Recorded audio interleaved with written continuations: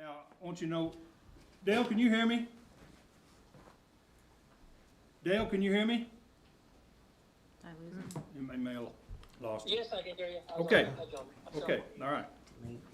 All right, first of all, next thing on the agenda is we have the fire report. Chief Gibbons, if you want to come on up. Do we need some more chairs back there? Does everybody have a chair? No one standing? Officer, if there's some chairs around the corner? Okay. All right, how are y'all this evening? Good, Chief. Go right ahead. Well, we responded to 111 calls for July. Pretty busy month. Luckily, not a whole lot of fires. Had a couple. With the added space of the new station, we've had more paper call members staying the night with the paid crews, so we've got more than just one person rolling out to a call. So extra hands is very helpful. I've scheduled a school bus rescue class through MU for October 11th and 12th.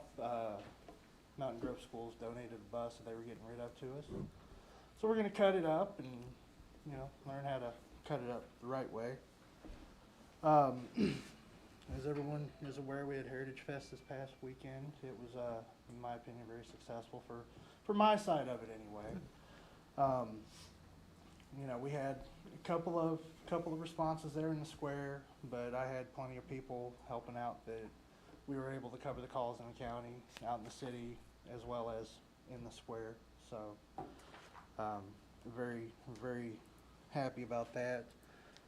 Saturday, Officer Perrion and I presented medals to the Special Olympics bocce tournament that was going on at the soccer park. It was really fun. Those people are really cool.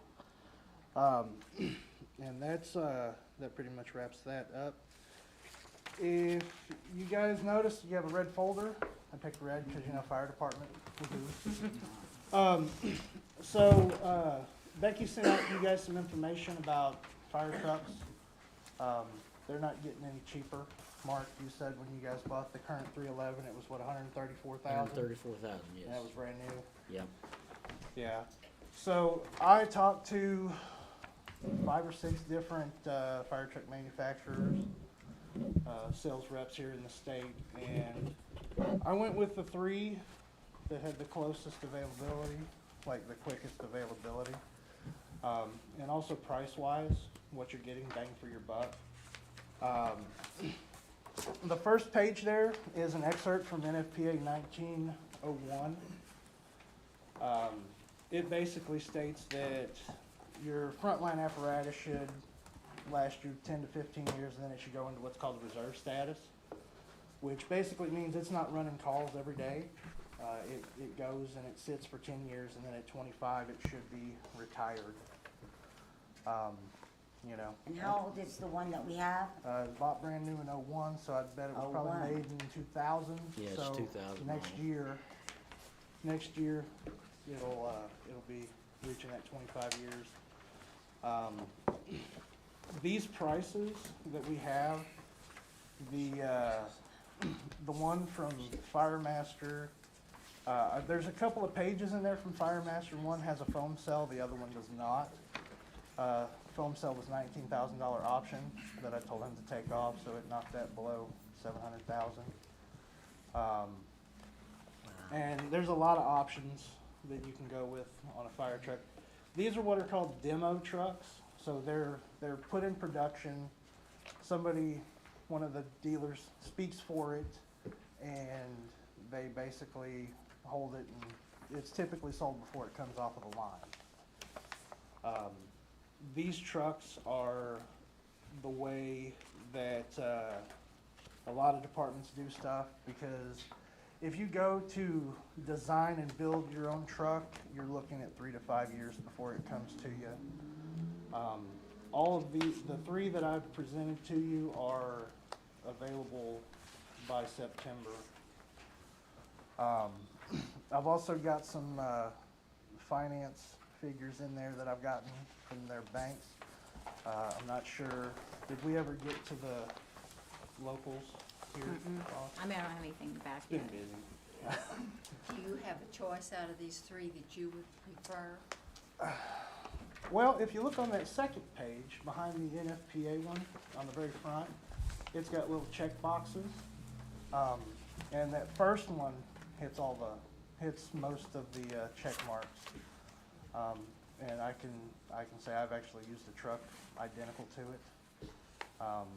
Because before I left Brookline, they had gotten one, the same kind of truck, and it was much needed upgrade for them, just like Billings Fire Protection District bought one. This is actually, they built 3 of them. West Plains and Bolivar have bought the other 2. But I've gotten calls since I've asked them for all this information on these trucks. You know, how quickly are you guys looking to move? Because I've got other people asking about it. So it's basically one of those things that, you know, if one of these is in your mindset, And then what is the price on that one? the first one is 696,000, and then I think the second one is 735,000. Third one is, what was that, 825? Yeah. Yeah. So I mean, it's a spread, but they were all pretty much within that, you know, 700 to 850 range. The 850 one, that sales rep said they're getting another one of those in October, but it's gonna go up $50,000. So it'll be, or 825. It'll go up to 875. So, anytime you put public safety on something, it shoots the price up apparently. And we didn't budget this, right? It won't be, the payments wouldn't start until the next budget year. Yeah. That's why we've gotta start looking at it now and with the lead times on getting everything. And then it's a year out before you start making payments on it. So that's why we've gotta start looking at it now, if we're gonna budget it for next year. Personal opinion, I think it would greatly benefit the city of Mountain Grove. It would give the fire department something even more to be proud of, and you'd see it driving around town and. Well, at that price, we better be awfully Oh proud. yeah. Hello. I get things are expensive and, that just seems like a lot of money, but It is. I know we But have to it's- keep up it's with for stuff safety. too. I mean, these trucks, I mean, you gotta think about it, you've got almost 25 years worth of safety advances that have happened since the last time we bought a fire truck. I mean, Oh, I'm sure there's lots and lots of benefits. it's, You I know, mean, it's I- got the anti-roll, it shuts the engine down, I'm pretty sure. You know, that's something that they're putting standard in a lot more fire engines, because that's a Do lot of any weight. of these have a grant available with them? They do, but that grant opens up in February, I believe, and then, you know, you're waiting 18 to 24 months. And then you still have to, I think, if I remember correctly, our city size, we would have to do 10%, 10% down, like a 10% match. But it's, I mean, this is just something that, you know, I've seen that, you know, we could probably work with and be able to extend out, you know, get another 25 years out of it, and then, you know, see what that price is then, because they're just going up and up and up, and I think if we wait any longer, we're gonna be looking at spending $1 million for a fire truck. What action do you need on it tonight? I mean, you wanna say yes, you can say yes, but. And what will we do with our current one that this will be replacing? Well, we haven't completely figured that out yet. I think it would be a good reserve engine for us. It's still got some life left in it. It's something that we could use if this one has to go to the shop or something. And it would give us more water going to more calls.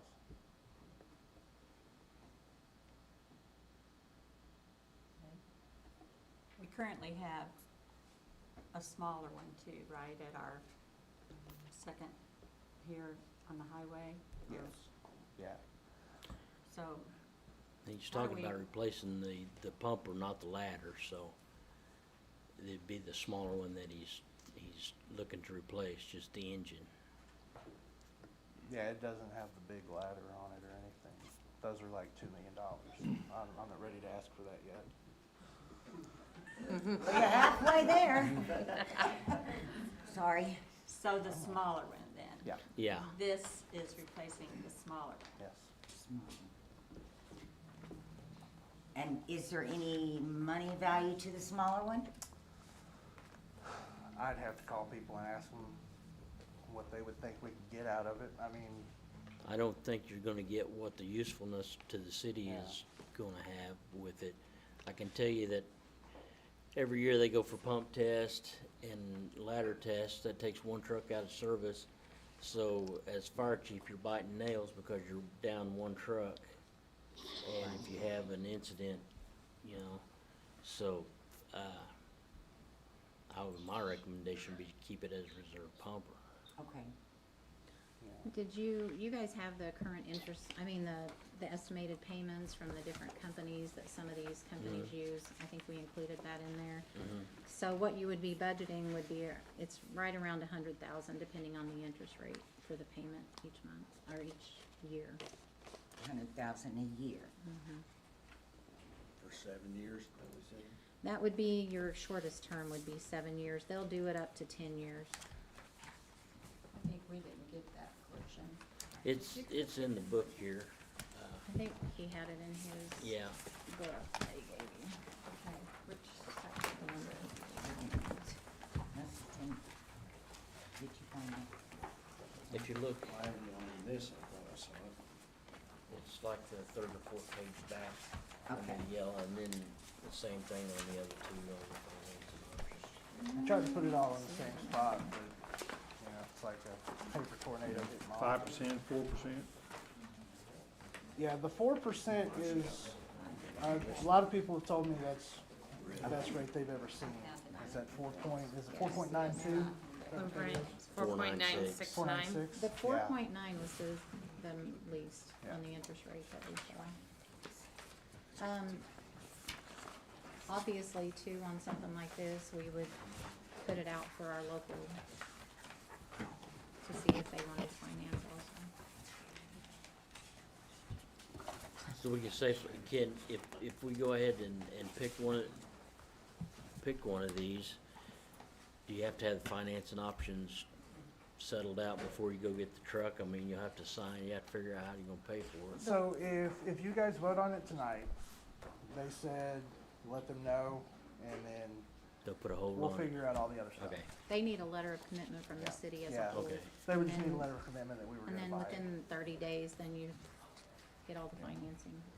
How old is our ladder truck, our big truck? 1988. 30-something years old. Our big one?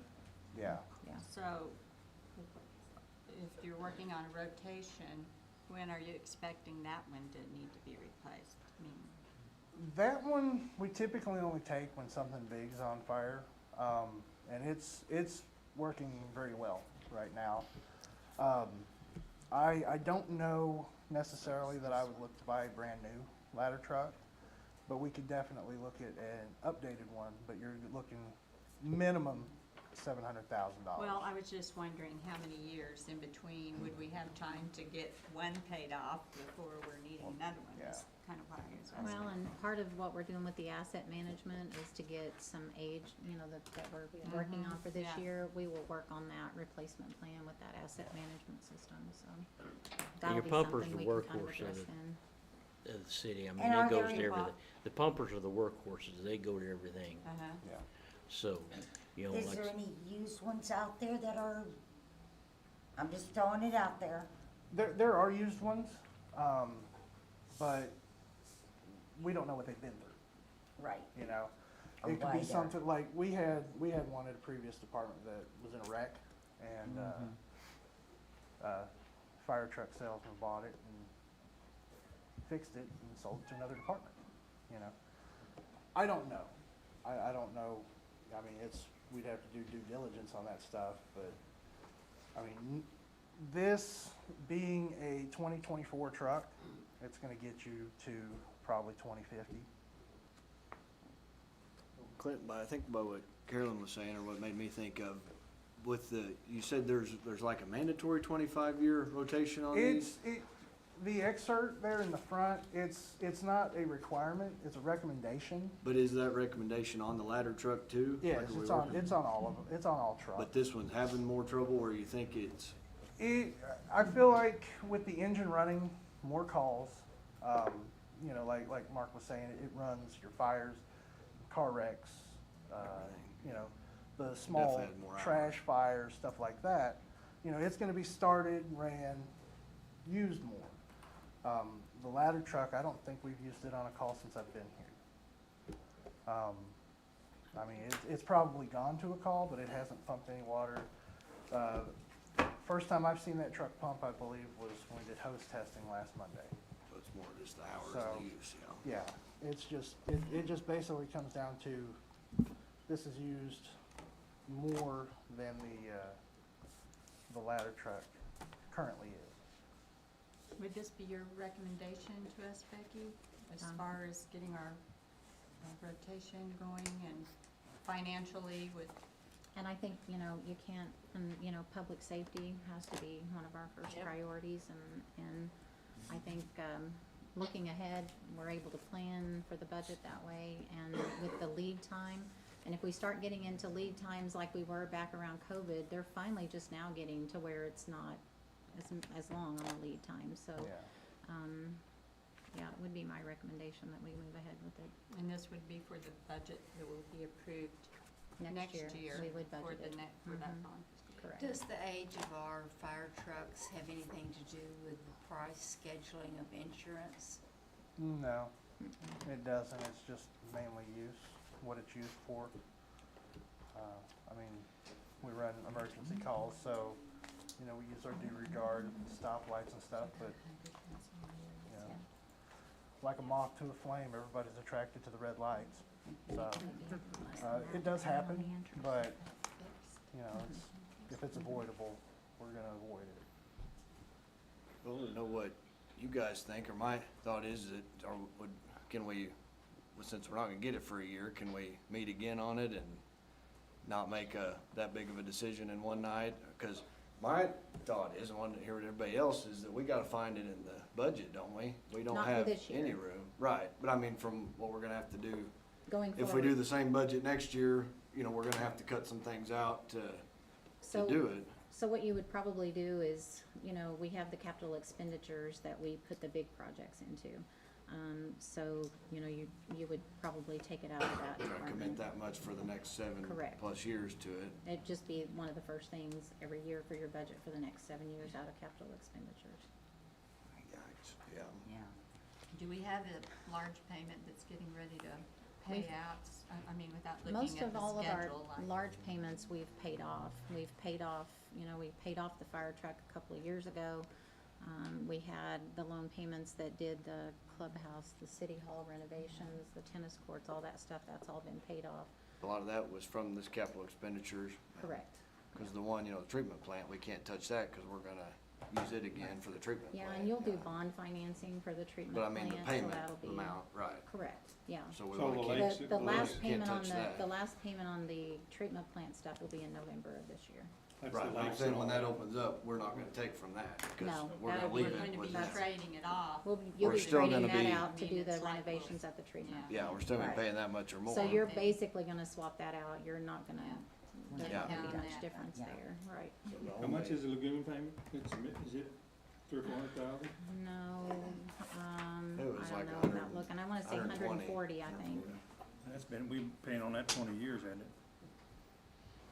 After the, yeah, okay. Since '06, I Yeah. believe. So are you afraid we're gonna lose this one if we don't make, what do you think about that part of it? I just think it's the lead time, and these are Yeah. the, like he said, these aren't, we're not ordering that specific truck, these are their models Right. that they're They- using.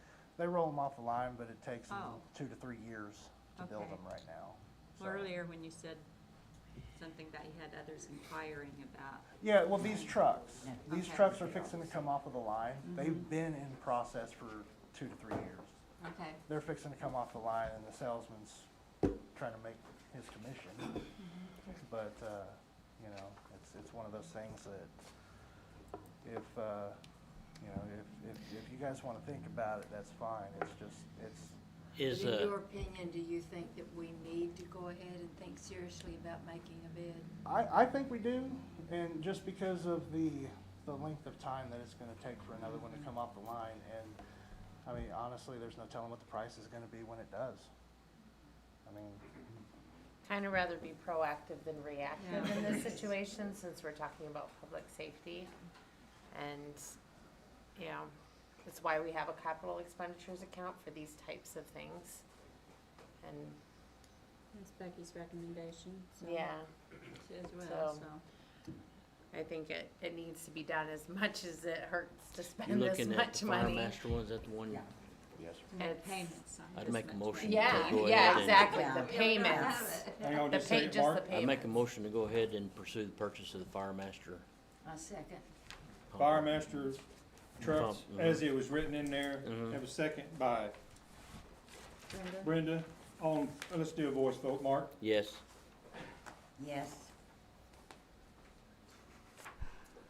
Don't wanna vote no, but I'd like to see us wait 30 days to get more information. Is that allowed that I can say no with the fact that I'm not against it? Yeah. So that's Dale, me do to you wait wanna 30 vote on days. this? I like the 30-day and then make that decision. Okay, So we have a no and a no, Webb, yes. Yes, Yes. yes, so 5 to, have 6-2, okay, so we'll pass it. Sharpen your pencil, chief. That's all I Get got, them. boss. Yeah, okay. I don't need nothing Thank you. else. All right, appreciate now. it, thank you. So now you want a new airplane, is that what you're? Go right ahead, chief. Yeah, you need you $1 have to million follow that, for Danny, something. so. Yeah, yeah, sorry. Yeah, we'll go back to horse and buggy. So, no, busy month, over 800 calls for service again this month. That's pretty much been our going rate.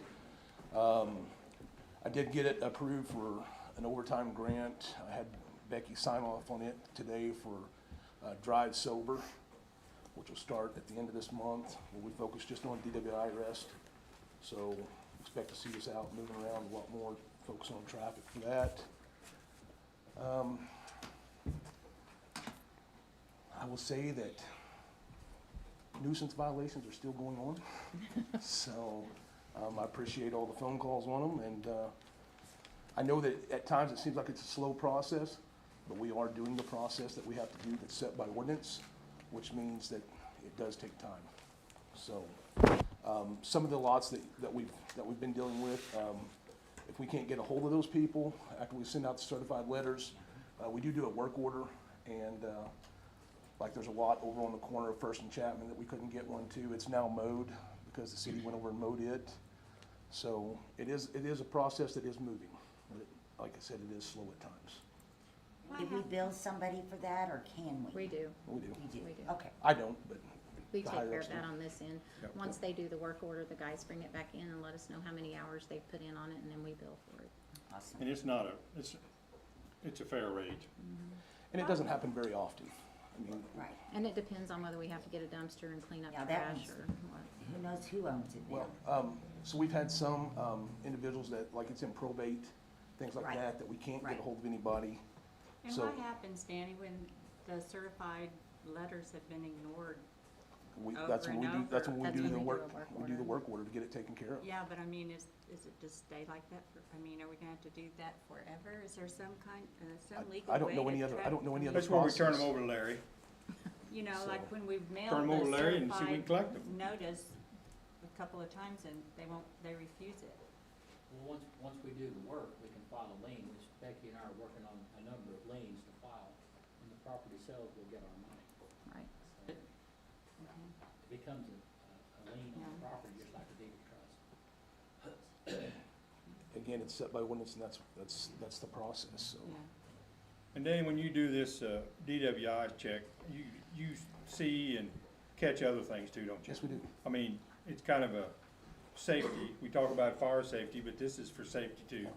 Yeah. You know, remind people wear their seatbelt, You know, if they have a light out or something, you let them help, you know, do that. And of course, DWI, we don't want anybody driving, you know, under the influence. We believe, and I heard the comment a while ago, but we do focus on being proactive and not reactive.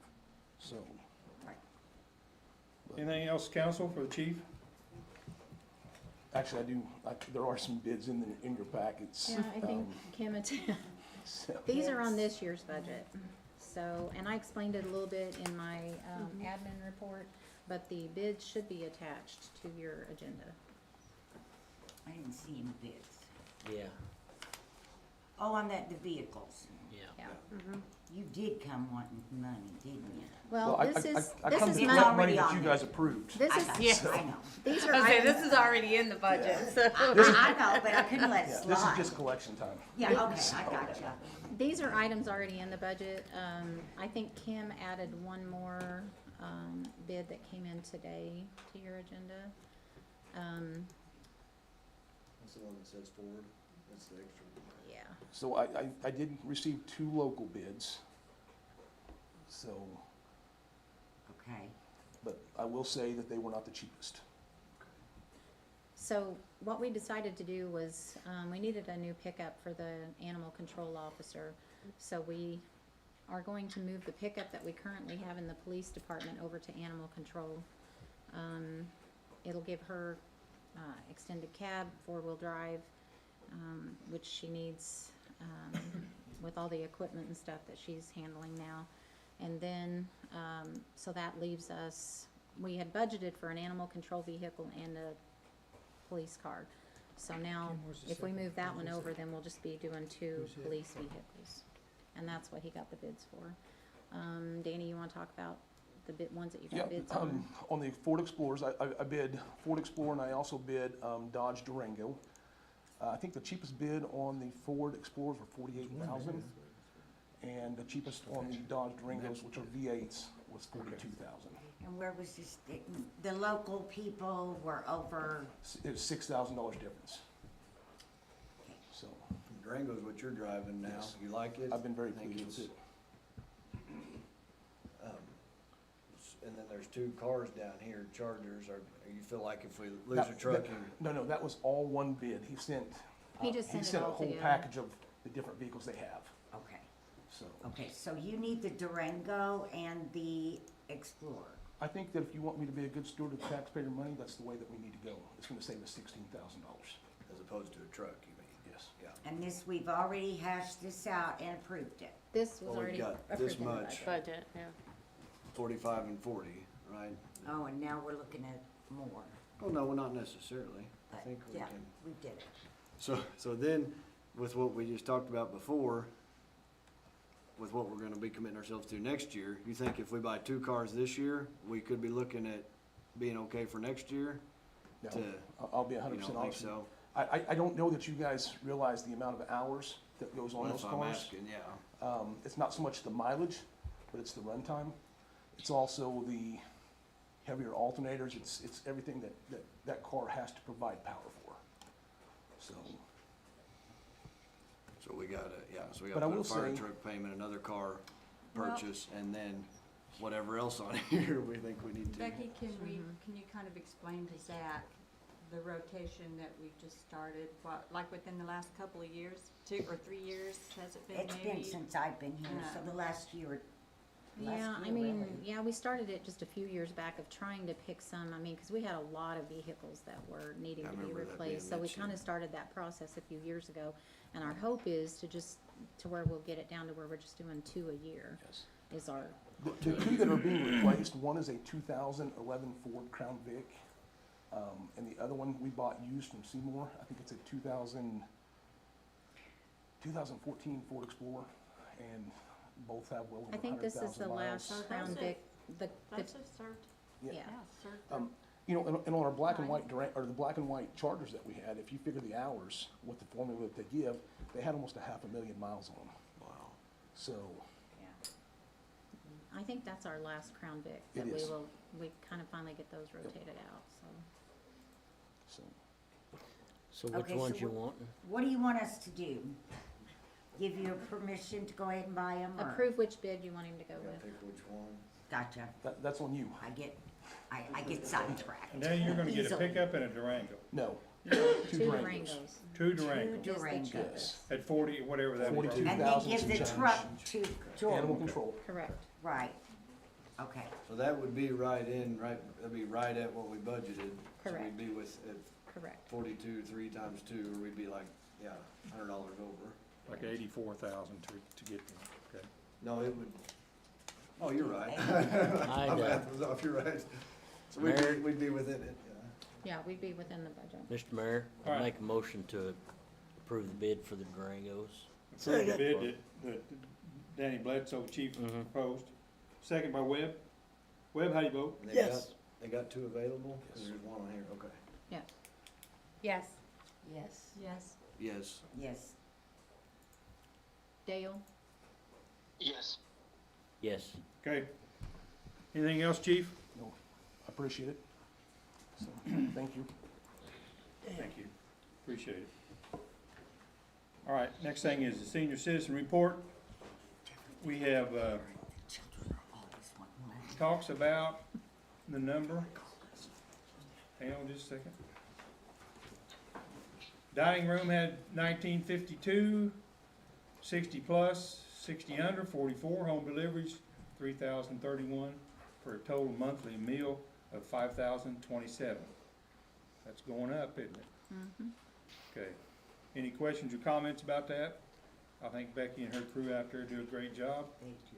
And we've switched to no hot meal on Wednesdays, right? Correct. It's And still how has open all that day. been? Yeah, it's still available and they can take to-go meals. Yeah, and the Becky's freezer working meals. on getting, some local businesses to sponsor some, cause they have in the past sponsored some free meal days. Mhm. And so she's working on getting some sponsors, and she's already had some commitments, so she's working on getting, at least one time a month that she would have a Wednesday meal that would be covered through that. And, so she's getting some positive feedback on that. Great. I would challenge the, council to just go out there and purchase a meal sometime. It is excellent food. I volunteer one day a week to help serve lunch, and it's excellent food. Second that, Webb. I never eat out there. Never do? Okay, every day. All right. Anything else on I that can before eat we out move? there or eat at my house. I'm going to the senior center. Yeah, 'cause I know you don't want to cook, okay? All right, next thing is Jamie Davis, Citizens Advisory Board, Committee, notes, minutes. I think we have a copy of the, committee report attached to your agenda. Yep, it should be attached in there. So, basically, what I've started to do is after our last meeting, put together an email that just outlined everything that we had discussed and the needs that we had. And they were, from the feedback, from their most recent meeting, they appreciated the detail and being able to see kind of that good flow of information back and forth, so that was a positive. The main thing that it looks like they discussed, and maybe Becky, because you were there at the first part of that meeting, so one of the things that we had offered is for Becky to attend meetings upon request, and they have, as you can see from the minutes, asked 15 minutes of her time at the start of their meeting to kind of help give them more background detail about the things that we've directed, because part of what I go over is just in the email that I send is, hey, these are the things that are, kind of still out there on the table, just kind of updating on those things, and then at the conclusion of my email, giving them direction for their next meeting. So if I can get that out to them within a few days of our council meeting, they have a good 3 weeks, probably, or more, that they can think about these things, and then when they come together for their meeting, which is a week before our council meetings, they have a lot more think time, if you will, to make those more productive. So that's the goal. And so Becky was in on the first part of their meeting, at least this last time. I really so. just stopped in just to kind of say hi to them all, and so I just gave them a little bit of background on what the council had done so far on all of it. So I think it was helpful to kind of have a little bit of background information before they started. So I think the main thing with getting feedback is the mandatory trash service piece. So that's mainly what they discussed. in addition to just kind of tying up the loose ends about information flow between council and the board, asking them to record more formally what they discuss, the people who attend, the ability for Becky to come at the first 15 minutes of their meetings, and then inviting their members to come to city council meetings, which they are sending one group member to each city council meeting, and the rest will watch live from Facebook. So you can see there on the trash service, kind of some of the suggestions. Incorporating into the trash bid, the waste disposal company would monitor trash collection and code violations, not enforcement. And then disposal of waste in Wright County required in the bid. So those were some of the recommendations that they had. So as we get ready to move forward on trash things, we can incorporate that. And then anything else that we have either on mind right now that we want to put forward to them for this next meeting? Or just as we go through, maybe before we end tonight's meeting, recap if there's anything we want to make sure to include in that follow-up. But I think it's looking very nice as far as getting something a little bit more streamlined, a little bit more formal. I like some of their suggestions too on how to maybe, they were concerned about how to address the code violations and still give people the right to pick a trash service, or if we made it mandatory. And so some of their suggestions in there are a good ones. Okay, council, anything else? I just wanted to throw out that we can also offer surveys if you guys ever want to poll the citizens. We have surveys that could be done too.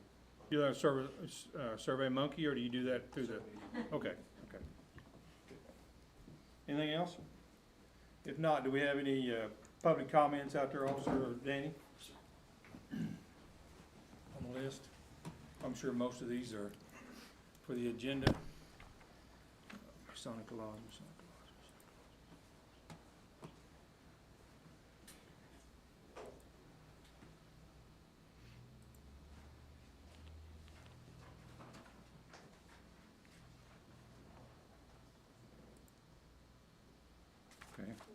Okay. Those of you who signed up for public comment, we will get to you whenever we do that on the agenda, okay? Because that's coming up. Old business, Lake Lily bids, Becky? So I gave you some, I think Kim attached a copy of the Lake Lily project. We did the bid opening. The total budget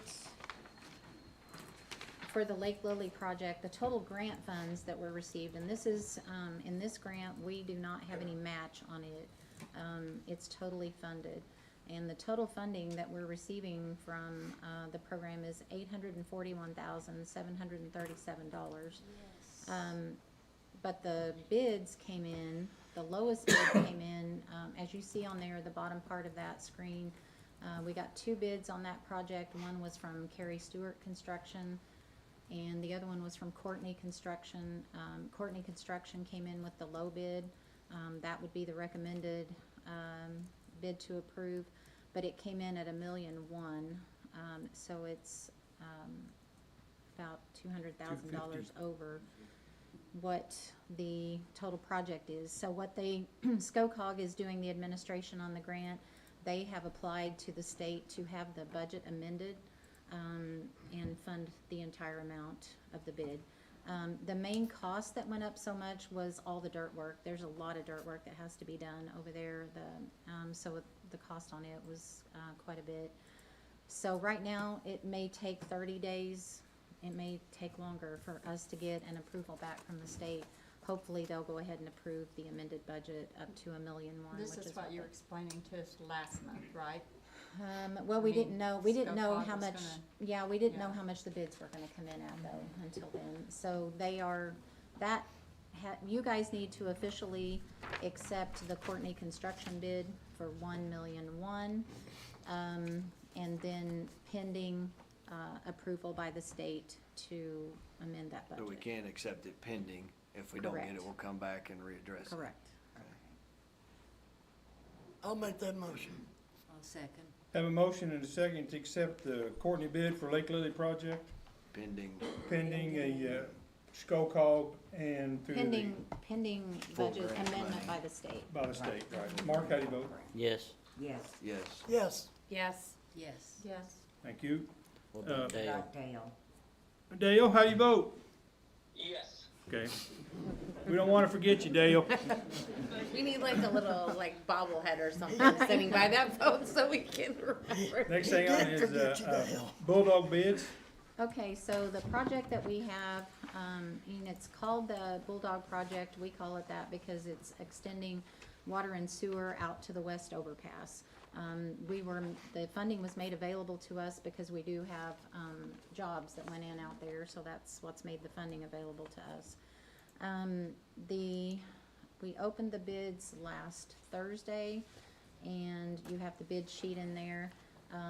Courtney, we had two people that attended the pre-bid meeting, which was the Carrie Stewart and Courtney. Courtney Construction was the only ones that actually submitted a bid. Their base bid came in at $955,881.51.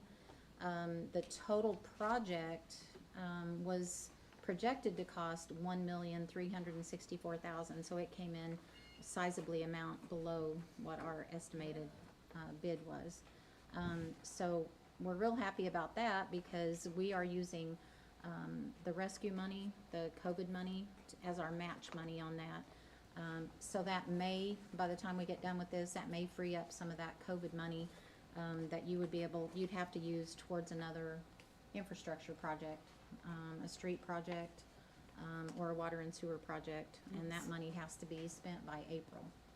So we'll have to pretty quickly, once we do this, figure out where we're gonna use that additional money, that we got from COVID if. And our match in the amount of, Right now, we have committed $700,000 to the project, but it won't be that much now that the bids came in less, so. So if And we need be, have- we could use and we that have on nine- Maple. And we have 940,000, somewhere in that range is what we have in there. In COVID, in the Rescue Act money. So it's probably gonna free up, I'm guessing it's gonna free up about $200,000 of that money that we would be able to use towards, it has to be used towards infrastructure. So it'd probably free up some of that we could use. So towards because they're that. doing 100% match, so basically 50% of what the bid is what we're responsible for? No, Am I understanding that right? it's not 50%, I think it's a little bit different. I'll have to look, I'll get you that Okay. information before the next meeting. Basically, at this meeting, we need to go ahead and approve Courtney Construction's bid. This will move ahead since it's under budget, and I believe they have to have the project started within 60 days, but they need us to go ahead and approve it so that they can get all the supplies ordered. I make a Courtney does, motion, we accept it. so we can move ahead with construction. So, Brenda, I heard that, but just a second. So this letter from Toth, is it just an explanation It letter? is. The letter from Toth is on there. They have to make their official, letter to the council, what they've recommended, and they What's- recommended. What's the alternative? Yeah, that's what I was just The gonna ask, 32 the and alternative 62. one. That is an additional cost that I believe that is, their extension, their water and sewer extension, if they want to hook onto that. Who's that? Highway Department, isn't it? MoDOT? No, that's the No. highway department stuff. No, But so that's not something for us? that's not something. for Okay, us. so we're just talking the base bid. The base bid is what Okay. you're approving, the 955,881.51. Not- So the not extension 32, is the whatever. 94,000 that if MoDOT wants to do that. No, the engineer that's plus the part of what 32. Bulldog is wanting, their extension, what they're gonna have to Okay, okay. hook onto it, but Okay, that's okay. not on you, that's on Okay. them. Zach, do you have a question? Yeah, on the budget, then it shows our revenue and grant is 1.4, is that right? And then what happens to the difference in that money? Is that accurate that we were approved a grant of 1.4 and this is just under 1? So that would be the maximum amount that we could have received with the We don't project, get would have that been money. 1.3, but since the bids came in less, it won't be. You almost, I don't know if this is the same, from the same pot, but you show good faith that we were under there and we need more on Lake Yeah. Lily. Hopefully they'll look at it that way. But yeah. then on the next line, it says expenses that it was 2.1, and is that, or on the budget part, do you have that Where are you looking at? on the, Budget. there's Oh, just you're this looking on the overview budget? thing? So like on Lake Lily, they were the same amount, and on this one, there's actually showed expenses as more. Well, because we're using Rescue Act money to That match it. counted our match of 7 that you're talking about, Correct, okay. correct. So that amount all be less, but our 7 will be Correct. added, I got you. Yeah, it'll all go down. So the grant amount won't be as much because it didn't come in as much, and then our match amount will be less Yeah, also. okay. So I'd make a motion to accept Courtney's bid on the, Would you second that? Brenda made the motion already. okay, I'll second. You it. seconded. Mark, how do you vote? Yes. Yes. Yes. Yes. Yes. Yes. Yes. Dale? Dale? Dale, how do you vote? Yes. Our boy Dale. All right, next thing we have is a Citizen Advisory Committee appointment. Becky, if you wanna talk about that just a little bit, and all. So, you guys had 2 openings and we received 4 applications and the mayor has those. So looking at these, I recommend that the council, Marky Sparks and Tony Ferguson for the advisory committee, and I'd entertain a motion to approve those. I'll make that motion. I thought we had 4 applications, but you're saying those are the 2 that you recommend out of the 4? Yes. We have 2 Okay. openings. Have 2 openings, and there was 4 applications, and I recommend 2. Who was the second one you Say it said, again. Marky, and who? Marky and, Tony Ferguson. Yeah, that's it. And we have, who made the motion? Webb? Okay. Any other questions before we have a second? I'll second it. Okay. All right, all in favor? Aye. All opposed? Did you vote, Timmy? I didn't vote. Okay. I didn't. I don't know who these people are. But, I mean, what is the policy of the Citizens Advisory Committee, that we all vote on it, or that you vote on it? I'm confused. The Take me committee back. is appointed by the mayor, and I recommend. By he the get- mayor, right. okay. And then the you know, council approves the Okay, appointment.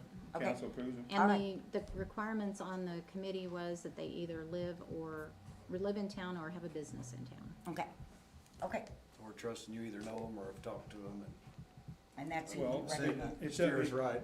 you know, look at the applications, and Kim and Becky and I, we look at them and, Yeah.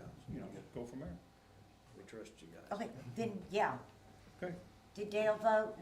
Dale, how do you vote? I was unsure, because I didn't know the nomination was ahead of time, but I'm fine. Okay, all right.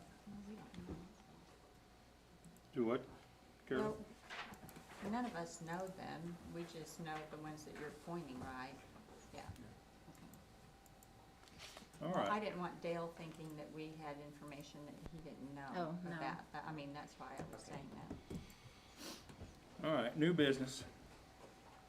We have a Masonic Lodge Future. Russ, if you wanna come on up. And if you'll, Jason, make sure that mic's on. Is it on? Yeah. Okay. And gentlemen, I know that's a little bit low, but would you speak for the audience so they can hear it? Okay, Good evening. I think I know most of you, or many of you, and if I don't know you, I'm Jason McPherson, a long-term attorney here in Mountain Grove. I heard Mr. Bledsoe mention the nuisance violations. I represent 3 cities, and I can tell you, all cities have problems with nuisances. So, the reason we're here tonight, I'm the attorney representing the Mason Lodge Association, and essentially what we're going to be asking at the end of the night, are all of you familiar with the Masonic Lodge across from the Methodist Church? Is there anyone not familiar with that building? Essentially what we're asking at the end of the night, and I'm going to go explain the background to how we got here and some procedural stuff, and I've done some research on the ordinances. I can answer any questions about that. But we're going to be asking, currently that building is in a district that's zoned R2. And if you're familiar with the R2 zoning, that doesn't even fit what that building is there for. So it's not even appropriate for that building as it is. The reason we're asking for the building to be rezoned R3 is there are some buyers for the building who propose to remodel the building for upscale apartments. And we're not talking about, local, low-level, low-income apartment buildings. We're talking about nice apartments for professionals and retired people. They're here tonight, Jason and Sherry. And so one of the things that, when this came up, in order for them to do the multifamily dwelling, they followed the procedures to go through the Planning and Zoning Commission, and there was a meeting, and no result or recommendation was made to the council, which is required by the ordinance, and I can give you that ordinance number if you need it. It's section 40-374. And essentially, if a recommendation isn't made, it's considered a denial or a disapproval. So essentially, the Planning and Zoning Commission have disapproved the rezoning. That same ordinance allows this council to either go ahead and affirm that, or override the Planning and Zoning Commission, or returns the recommendation with a request that they specify the reason for the denial. But there was no actual denial, there was just no action. At this point, I'm gonna go ahead and yield my time to you. Yep. So, one of the things that we've done after they had their planning and zoning meeting is that I contacted Don Lutz, who's a retired engineer. Many of you may know Don. I've actually had to hire him in the past when I got into some issues with buildings. But he's a structural engineer, and we had him inspect the building. Because as I know from representing cities, one of the things the city's concerned about is that if we're rezoning for a certain purpose, that, as was mentioned earlier tonight, public safety is of utmost concern. And did you pass those copies out? So each of you have a copy of his inspection and a letter. Essentially, at the end of it, he says that the building is, and he reviewed the plans of the proposed buyers to remodel it for the apartment buildings, and that it's structurally sound for that purpose, and that he has no, and there's specifics in there about his inspection. So one of the issues that came up in the planning and zoning meeting that I wanted to address with you, and I have copies of each of you of one of the ordinances. It's section 40-33, and it's in regard to height regulations in the zoning ordinances. And I have, like I said, a copy for each one.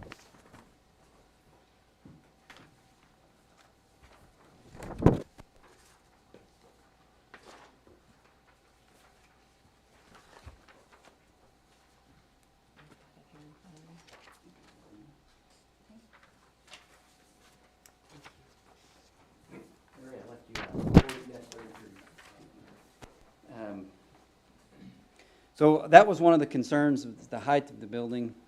So essentially what we have, at R3, the maximum height is 24. It can be approved up to 36 feet.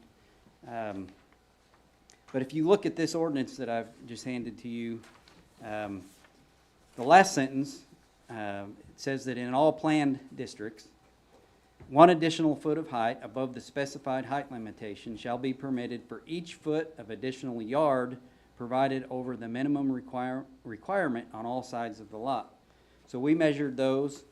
The front yard from the street to the building is 43.07 feet.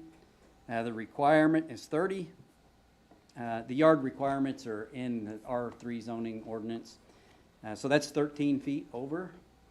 The side yard is 27.03 feet. The requirement is 15 if it's a corner lot. So we're 12 feet over. And the rear yard is 27.02 feet. The requirement is 20 feet. That's 7 over. So that's an actual total of 32 feet. So if you read that last sentence, we're permitted a foot of an additional yard over the minimum requirement for all sides of the lot. That's 32 extra feet. So at 24, the minimum, or the maximum allowed without an exception, that puts us at 56 allowable feet in height. Now this building, and it's mentioned kind of in more complex jargon in Mr. Lutz's report, but the front of the building to the very top is 48 feet. Now, that's not, but there's the sloped roof. In this height regulation ordinance that I gave you talks about different things that are not included in the height calculation. The back of the building is 30 feet. If we don't, and that extra 12 feet is essentially just slope. It's not intended for human occupancy up there. That's just some extra facade put on the front of the building, more of decorative, ornamental, and structure for the roof to slope. So I think that addresses any height concerns. This building would fall within the height with the extra foot permitted. Just on that alone, with the extra yardage, gets us to the required height, because we're allowed 56 feet based on the yardage.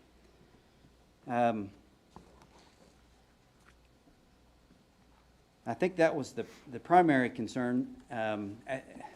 One of the things I can tell you, I mentioned that I represent other cities, and I was the elected prosecutor here for 12 years, and I know what can happen in a city when you have buildings, bigger buildings that aren't normal residential structures, that aren't put to productive use. We've had a nuisance building in this that was basically the primary source of crime in this county for years while I was prosecutor. It was just an ordinary occurrence that, and I think Mr. Bledsoe knows what building I'm talking about, but eventually the owner of that building failed to pay some things that he had to pay to the state, and I was able to file charges on him and negotiate a sale of the building.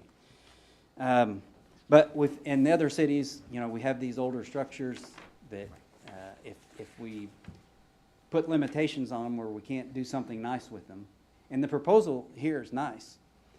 We're talking about housing for middle-aged, retired people or professional people who, may not want to buy a house. And we're right between Springfield and West Plains, so we've got people who may want to commute, maybe doctors or other professionals, and have a place to live. So I think that this is a good use of this building, and would put it to good use. It would rezone the property the way it probably should be zoned. R2's not appropriate for really what it is. And really, we're right on the edge of a residential area. It's right across, you all know where it's at. I mean, it's just right over here. Right across, I can see it. So we're not talking about putting this right in the middle of, a housing area. And like I said, the proposed buyers are here to, if anybody had any, they've got the money to invest. They want to do this, and I think it would be good for our community. And I don't think there's, and so I just want to make sure, one of my jobs as an attorney is to make sure, because I represent cities also, that things can be done procedurally correctly. And I mentioned the ordinance 40-374 has to do with the adoption of amendments to zoning district boundaries. And that grants the council the authority when there's no action taken by the Planning and Zoning Commission after a duly noticed meeting. So really, that's all I have for you. And like I said, I think this would be a good addition to our community. I live here, so I would like to see that happen. And if you have any questions of me, I'd be happy to answer them. Do we know, or do you know, Jason or Jamie, did the Planning and Zoning Board not have all the information that you just told us? Is that why they were unsure? So I actually contacted Don Lutz myself, so that was after the Planning and Zoning. After that. Yes. Okay. Yeah, that happened afterwards, because I was like, well, I know what city officials want to know. Right. And we need somebody with experience and knowledge to go in there and look at this before we walk in there and to ask them to do something. Yeah, definitely. And you have his report. It's pretty detailed. I trust him. He's also a member of the community. It's not like we, Yeah. Absolutely. We don't know, So- we have to count on a professional. I wasn't present. I didn't represent them. They came to me for help afterwards, for advice and counsel, and I suggested that we do that and some other things. And, so they may not have had all that information. And they may not have had all the floor plans. I was like, I asked them, I said, well, I want to see what your plans are. And they showed those to me, and I said, the engineer's gonna wanna see those. And just so you know, the buyers also, just so there's enough parking and whatnot, they bought the lot across the street. That is Oakland, I believe. Maple, that's Maple. Yeah, Maple. The proposed is to put parking in there, and I think that includes that old, little, small building where my mother's first attorney's office was. I don't know, it's a little bitty tiny, does it include that building? Yeah, my mother's first office is not even as big as And this that's room. going to improve the looks of that community with that down. Yeah, because that's kinda, that house on the corner's kinda Yeah. dilapidated and trashy, so. I guess my question here is, why wouldn't we? To me, it's a no-brainer. Well- Why wouldn't we approve it? Because of the height? We have some planning and zoning members here. Would you guys care to? So are we Understand. done with the public hearing? We still have people that. We have- Yeah, Oh, so I okay. think we need to finish that before we do our discussion as a Oh. council. Oh, okay. So Sorry, I I'm didn't realize we reserving had others. my feedback until we're at Okay. that point. We've got a whole list here of people that wanna speak, On basically on the this? same thing, yes. Oh, okay. We got 10 people on here, so. Are you wanting to? I haven't seen the proposal, Can I ask you what ballpark you think you're gonna be at finishing those? When? Are you saying when? Cost of the whole thing, probably, around $1 million. Okay. Thank you. You know, that's a historic building in several other ways too, because the major company that's been in Mountain Grove before, Brown Shoe Company, started in that building when it moved to Mountain Grove. I think it 1890s is when it was constructed. And it's amazing how they constructed things, because it's, Yeah, I figured it's almost 130 years old. Yeah. Wasn't it like 1893, Built 1821. 1821? 1821, it was occupied 1823. Okay. Big. That- Jason, thank you, appreciate it. thank you. We will move on. First one on the list is, we have 10 people here that want to talk about the Sonic Lodge. So Dale Crandall?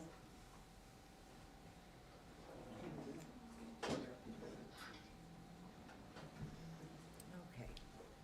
So, hello, I'm Dale Crandall. I'm a resident in Mountain Grove. It's also a member of the Planning and Zoning Board that met when they heard. To answer your questions, I'll give you my perspective. We were there. I was late, but I was there. I am a Mason, so I did not participate in any voting, but certainly my voice was there. My perspective is, I think we got distracted by the height. So our objective was to review the C2 versus changing C2 to C3. But I think we did get distracted by the height. And right or wrong, my perspective is we let it lay, hoping that they would come back with more information, which I think they have. I don't think there was anything malicious that I heard, just didn't have enough information to make a proper decision. But the bigger item is something that was, for some reason, zoned residential R2, but needs to be, now it needs to be an R3. Right. This building was never, for over 100 years, was never meant to be a duplex. It was always an institutional building. We don't have that type of a zoning place. Most of our churches around town are zoned residential, either R2 or R1. So I assume that this got plugged into that category, just given an R2 duplex, not having another category to correct it, to assign it to. So this is an opportunity to correct something done, I don't know, back in the 70s, whenever it was zoned that way. Building could never be a duplex. Those would be very expensive duplexes, apartments, but It seems the commercial building, reusing the structure as it is and making it into apartments really has no big impact. And they've already addressed many of the concerns, parking, those type of things. So I'm with you. It's a no-brainer. But to answer your question, no, at the meeting, I don't think we had enough information for people to make a decision. But that was my perspective. So, thank you. Okay. Mark, is that Mark? Prorok? Yeah, I'm not gonna have anything to say right now. Okay, all right. This will be his own. David Brewer? David Bauer, I'm just here to Bauer. support the Masonic Lodge. Okay, all right. Next one is that Ivan Richardson? Ian. Ian Richards? Also here to support. Okay. And the next one is Bill Rainey? Same here, just to support. Okay. And Marky Rose? Marky or Mark Rose? Marie, Okay. Yes. I live across directly from the Masonic Lodge. I consider it a huge liability, the way it sits. I would like very much to see it become those apartments. Okay. And you live in the house on the corner across the road? Yes, 4th and Maple, directly across the street. Okay. And then Alan? Yeah, that's me. I'll come up here. Okay. My name is Alan Rose. I live at 321 North Maple Avenue. The only issue I had at all was the parking, and they pretty much eliminated that with the buying of the house across the road. And why that thing's R2 makes no sense at all. That is a commercial building. Either way. But that's my only issue. I fully support the Masons and the sale, and that's it. Thank you. Okay, Russ Lawson? I'll reserve mine for later on. Pardon? I'll reserve mine. I'll wait. The next one is that Phil? Sullivan. Phil Sullivan? Yes, sir. Go right ahead. The Masons have been a member of this community and supporters of this community for over 100 years. What they're trying to do here is bring an improvement to the community by having this building improved, which is also going to allow them the opportunity to put in another lodge, a newer lodge in this city, to enable us to continue our support to the community, to the schools, and to the people of this community. And that's all I have to say. Thank you. Justin Johnson? I'll decline my time. Pardon? I'll decline. Okay. All right, Russ?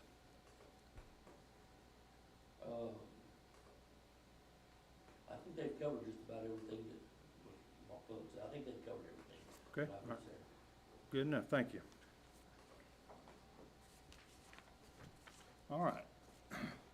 So can we make a motion to change the zoning? I think we gonna- need to discuss We'll have some first, discussion. please. We, I was out of town whenever I had this meeting, and, I just know that there was some, I know Dale was there and Mark was there, and,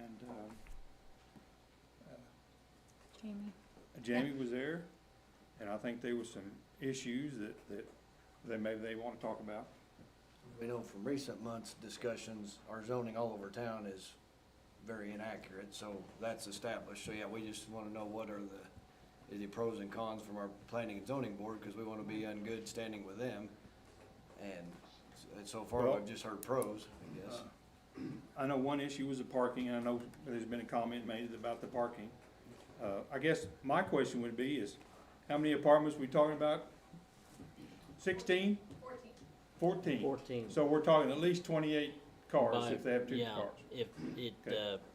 the ordinance says, And we have an alley on the west side yeah. and on And the. I don't know if they took that, did you take that alley easement into account on the yard width in the back? Measure it both ways. Okay.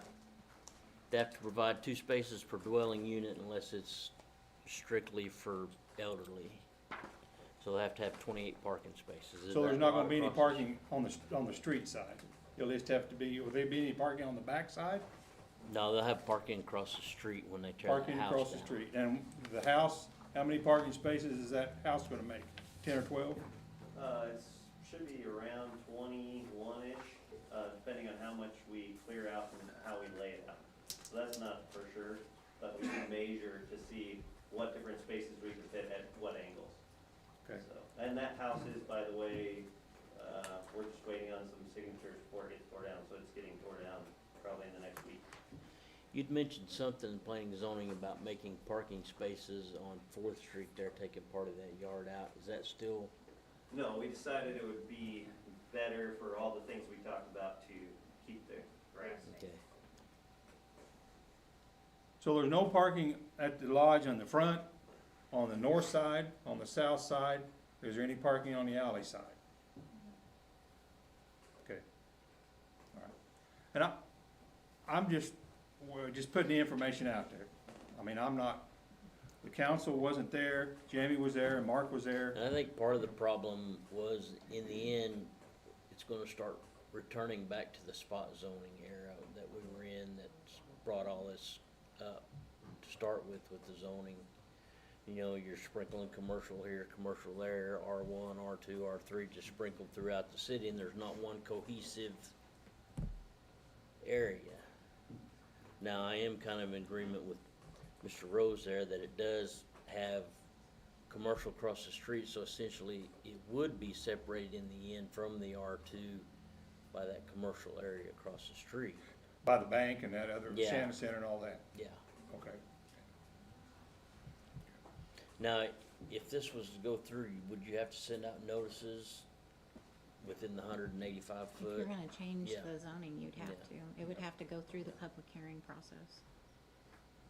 Then we're saying before the What apartment about the opens, fall they area? gotta come Yep, up with so that's a few what I'm extra gonna bring up. parking On the spots. what, the fall area? So, hang on just a second. Jack, you had a I'm question? sorry. Well, just saying, so before the apartment opens, we have to come up with a few more parking spots, is that what we're, now that doesn't necessarily have effect over the zoning of that building, it would just be before the apartment opens, would that be accurate? Well, I mean, So if it goes through the planning and zoning board, all of that would have to be taken care of through there. They would have to go through the public hearing process, zoning board would have to approve the zoning, and then they would have to submit plans that would have to be approved by the building inspector before they could move ahead with it. and then also you're taking a residential, and like I said, I'm just throwing it, you're tearing down a residential house to make a parking lot in a residential zone. That was Well, that house Which you is, have, which that house needs to be tore down anyway. it was already on the condemnation It's list. condemnation list.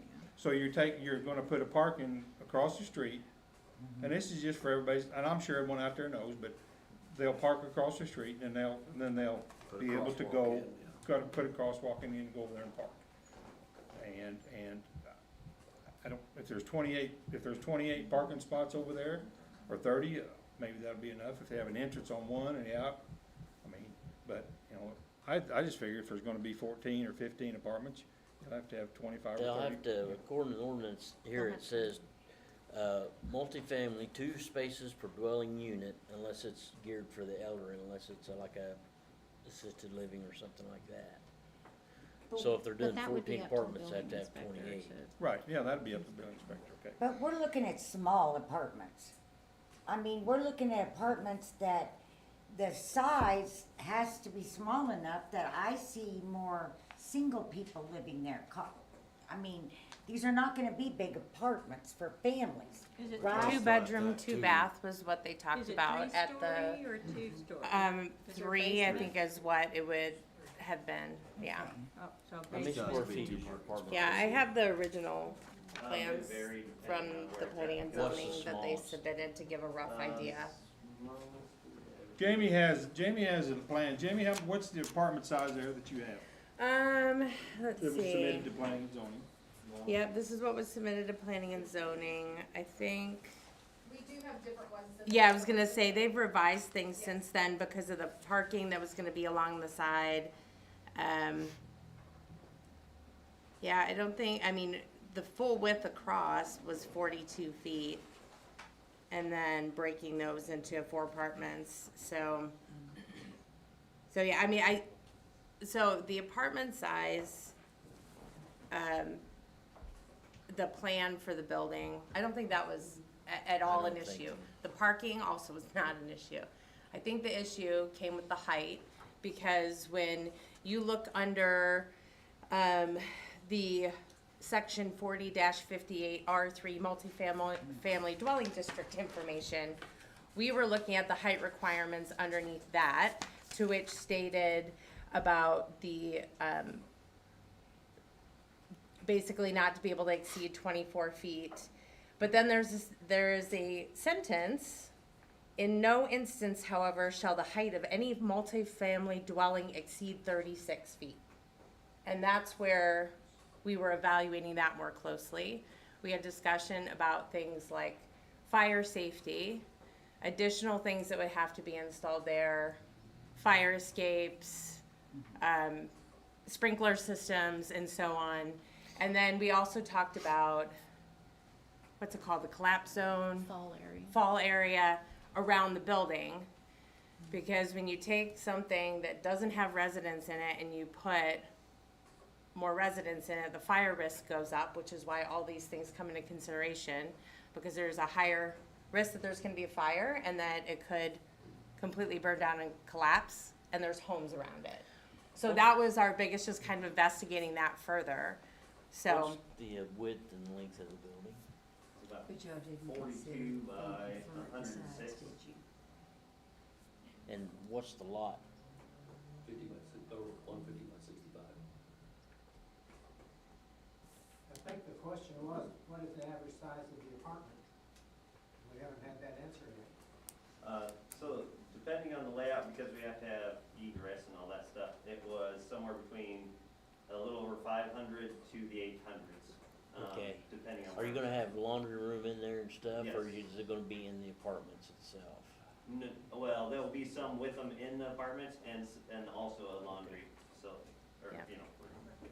That building is basically solid steel, 18 every 15 feet. There's, the span across the top of it is, 3-foot high beams.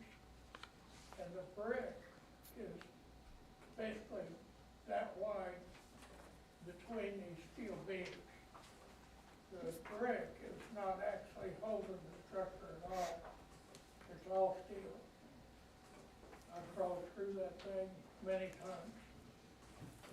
so Mark, when we talked about the collapse zone and some of those issues, as well as Chief Gibbons and his recommendations about how it would put homes within that collapse zone, Yeah, right?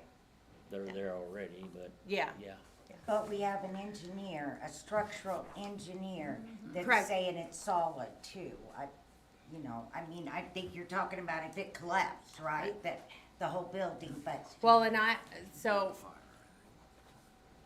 if you remember, Fire. we had no engineer report of any sort Right. at that planning and zoning. Right. So at that point, the exact height of the building hadn't been officially confirmed. So we also didn't know exactly what we were dealing with to be able to make any decision. But the spot zoning situation was brought up.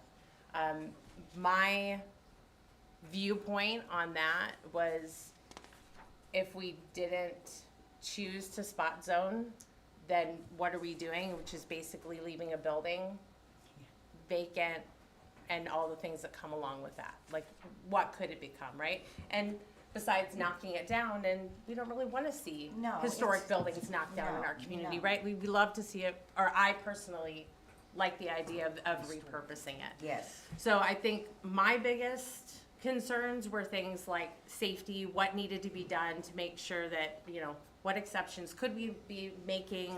Sure. Making sure that it's a safe choice and that all the things according fire code, and you speak more to yeah. that, Mark, you're the expert, There's not me. a couple other areas in here, lots 150 feet deep, 65 foot wide. Multifamily dwelling is located, no lot on which a multifamily dwelling located shall be less than 100 feet in width. Corner lots shall be not less than 80 feet in width. And then, you got the building, I figured at 4,452 square foot, and the lot is 9,750 square feet. And, lot coverage, the combined area of the building and accessory buildings of multifamily shall not cover more than 40% of the lot area. So what did you just say? Yeah, thank you. I mean, So it covers too much of the lot. The lot's Yes. not wide enough, and the, size of the building is too big for the lot to be a multifamily dwelling. That's something we have to take into account. And I think that all in fact goes back to the quality of those people living there without any yard space or anything like that. You know, if you have people that move in there with kids, what do the kids do? It's not gonna be catering to kids though. No, A small it's not. apartments is not gonna be Yeah. catering to children, But in so I'm planning not and zoning, concerned you're gonna about be that. looking at the future. Where's this gonna go in the future? What I do you mean, we've got a mean? building sitting over here, next to the library that nobody looked into the future on it, and it's a bit of train wreck. Go to Springfield, Because of the size of the lot. those big buildings, warehouse buildings, they're made into apartments, they don't have any space for children. And I don't know These are what loft the, and I don't know what the zoning regulations for Springfield is. I'm just telling you Right, what yeah. ours says. Right. Where's the parking and this children's space over at those apartments there by the Christian church? Or do we have enough parking space and green space over there by the new ones that are being built? Because a smaller, we're talking about smaller units here.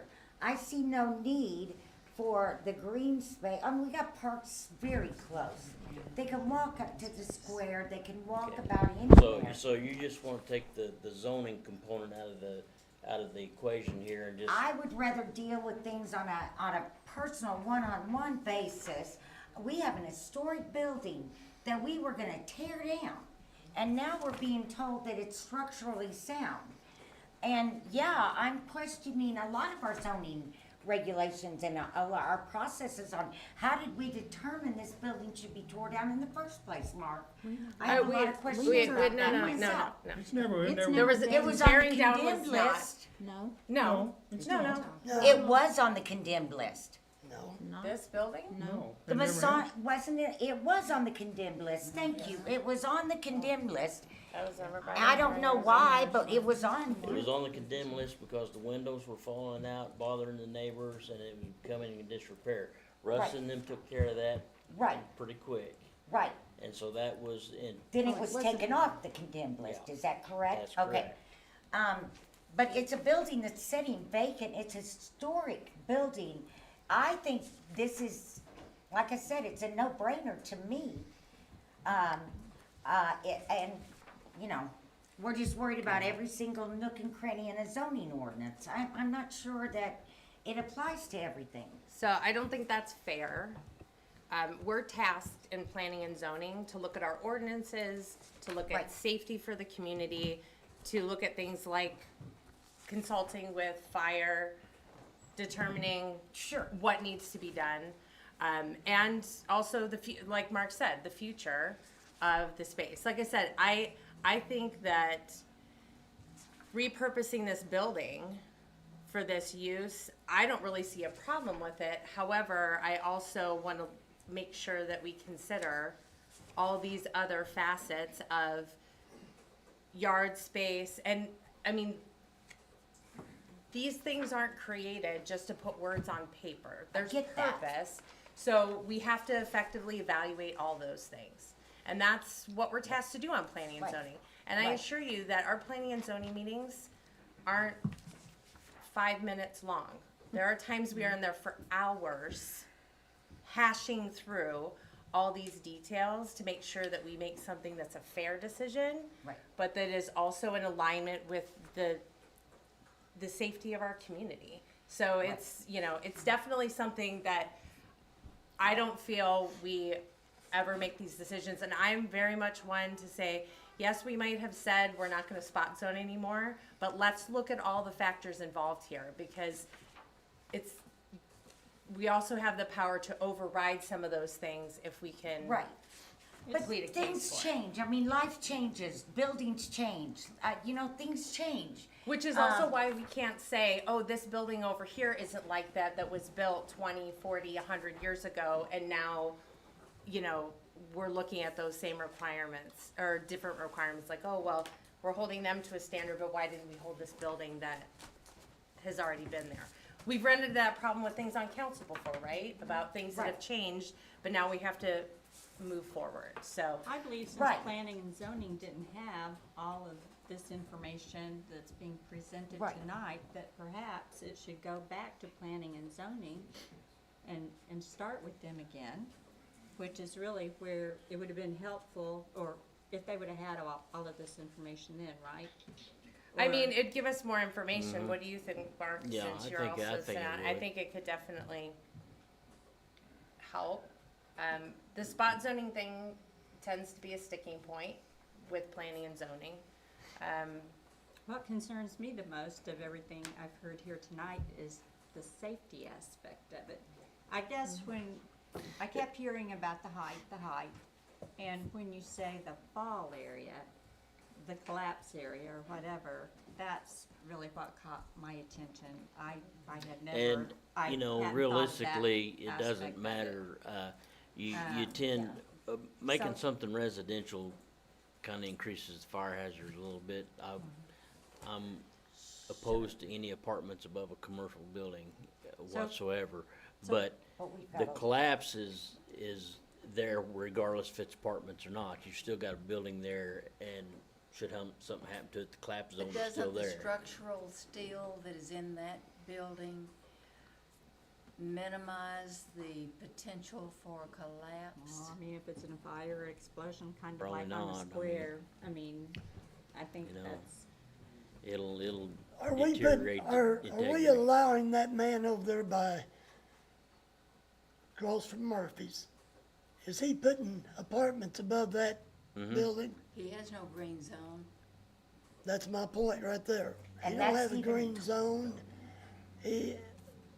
His parking, where they gonna park at? In the street. Square, I I'm guess. just saying, Yeah. you know, But thi- if they this place build, right behind us here don't have no green spot. Matter of fact, it's but doesn't that come up not when a very they, nice place to live. And they have to do building permit, right? Zone. And then it We're comes sitting up when here they're evaluated gonna for building. punish Yeah. these people that wanna do something I heard nice. somebody say something about the fire escape stuff in there. He's not gonna have more than 4 apartments in that building over there. My understanding was when he got the permit that they were gonna be Airbnbs and not Yeah.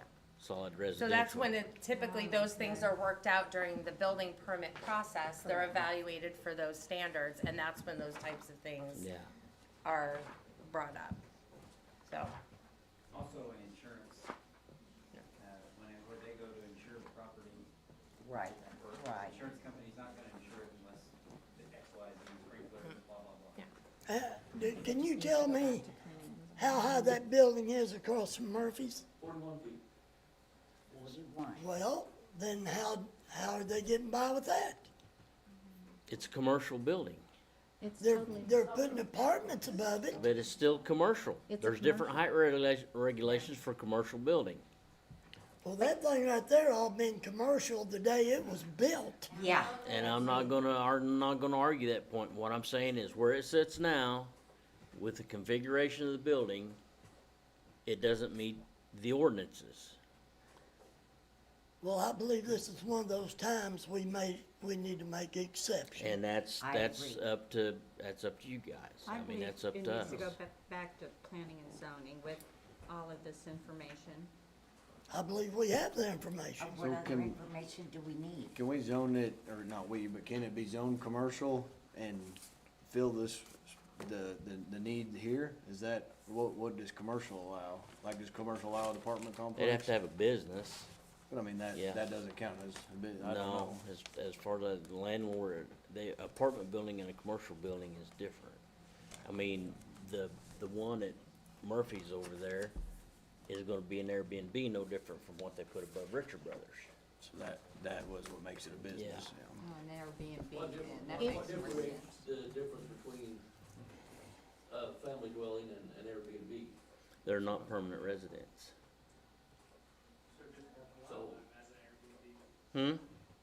And you still have 13 other apartments that are permanent residences.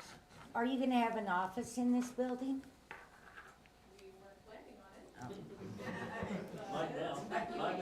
Might now. Carolyn, what's your recommendation?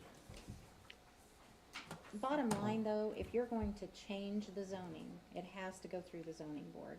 We have to have a public hearing, it has to be All that's approved. been done. But, I but they heard you did, say that earlier, but actually, if you read the ordinance, they did the public notice, they've done all that, they went, and there was no action by the planning and zoning commission, so now it's up to the council. The council can vote to send it back, Can. but I don't, that seems pointless. Do you guys as planning and zoning members feel like, did we did on. Without spending too much time on it, can you kind of expound on when you talk about the apartments by the library? Did they start out different and It something was a happened? hotel. It was a hotel. And I wonder, do you know what? And I don't went know, wrong in that the was before process? my time on whenever they I was they hoping you redone know it was it to before my that. time. It's true. I'm just Larry, curious. have you got any suggestions on this? What's your, It was before my time, Russ, so yeah, I'd say probably hang on just a second, I asked Larry a question. Larry, what's your? Well, here's my thought on it, Mayor. Jason's correct, the planning and zoning board failed to act, that can be deemed as a no. However, there's been a lot of things discussed here tonight. My thought would be that procedurally we're out of whack. I think it should be sent back to planning and zoning. And I think they should study it further and then come back with a recommendation for us, so that we're on the correct page. I think procedurally we're not where we need to be. I agree. Well, That can feasibly happen between now and next month's meeting, I think, I guess.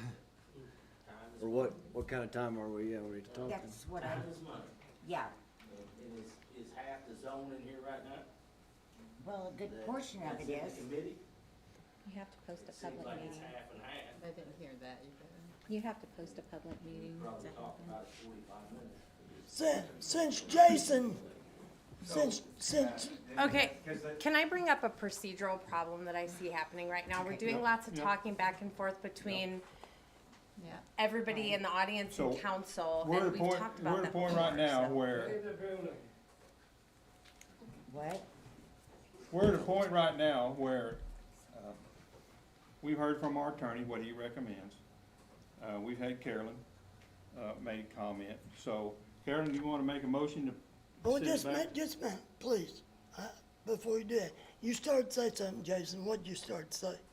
Well, we couldn't do it that quick, because if you're gonna send it back and we start all over, we gotta publish it in the newspaper, notice the public hearing, they gotta post it, so it starts all over again. And it's already been done, and the ordinance says, and Larry's not actually right on that, it says that the only thing that the council can send it back to planning and zoning board to specify their reason for the denial, not to just reconsider it.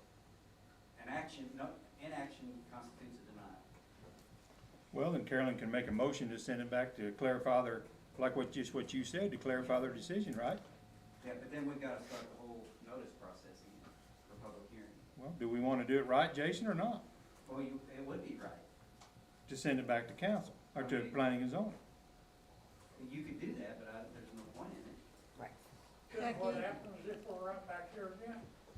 Becky, why don't you haven't really, I mean, I feel, in defense of the planning and zoning board, I feel like that they didn't have enough information to even make another consideration. Like a lot of the information that you all are hearing tonight, they never heard.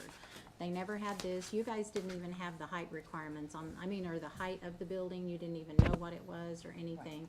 So in defense of the zoning board not making a decision, I really think that they all left with the impression that you were going to go get more information, because you said you were gonna check the height of the building and those type things and come back, and then you didn't come back. And we've had another planning and zoning meeting since that initial one.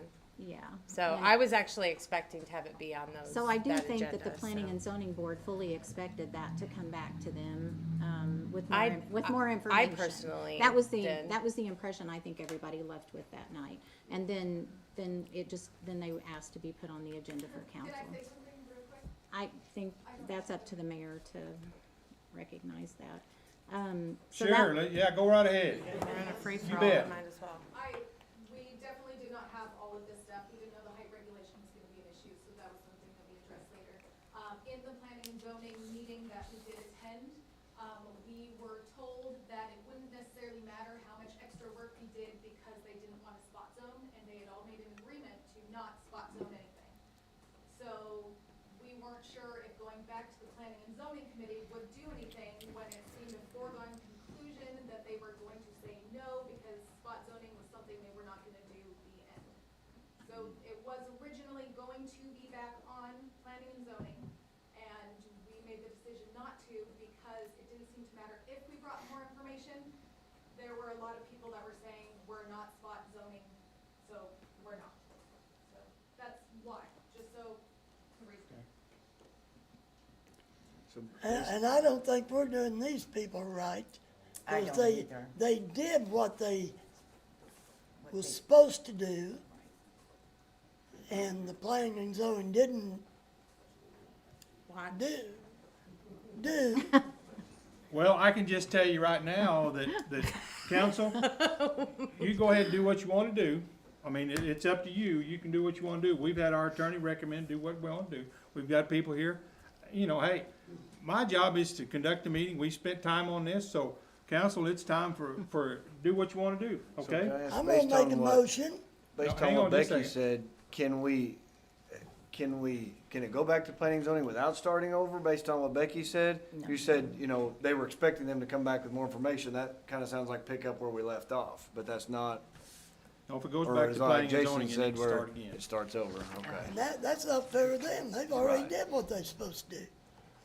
I agree. But our planning and zoning ordinance, as Mark said, it's not following the planning and zoning ordinance. So if you do this, council, and I'm just being the devil's advocate, you're throwing out everything. So, whenever the, positions come open for planning and zoning, that we need more people, be ready to be asked to be on the planning and zoning. Well, Because we're kicking the people in planning and zoning in the teeth when they say, well, we I got don't the feel that information, we didn't way. have it all, but I we don't- probably I need to go don't back. feel I that don't way. think, I don't feel that way either. I'm not sure why the defensiveness about that. They didn't make a decision, so it was brought to us. A no vote Why? is a no. That's why they didn't do it. A no vote, Okay, just like you did. so it was a no, but we have, Whenever you have a motion and a second, or there's not a second for something to do, and you don't, that's a no. I mean, there's no action on it. Well, then that's why they're here tonight. right. To them, it was a no. Okay? but they didn't have all of this information. Well, that was, But the height That's was not- what they were worried about. So not can the I ask this, vertical is it No, appropriate, no, now that's that we not have more the only information, thing to we hear were worried from about, planning was and just the zoning height. members There were tonight? multiple things that were Is brought that- up. No. Is that I don't- appropriate? No, this is not a planning and zoning meeting, and that's not really fair to the planning and zoning committee.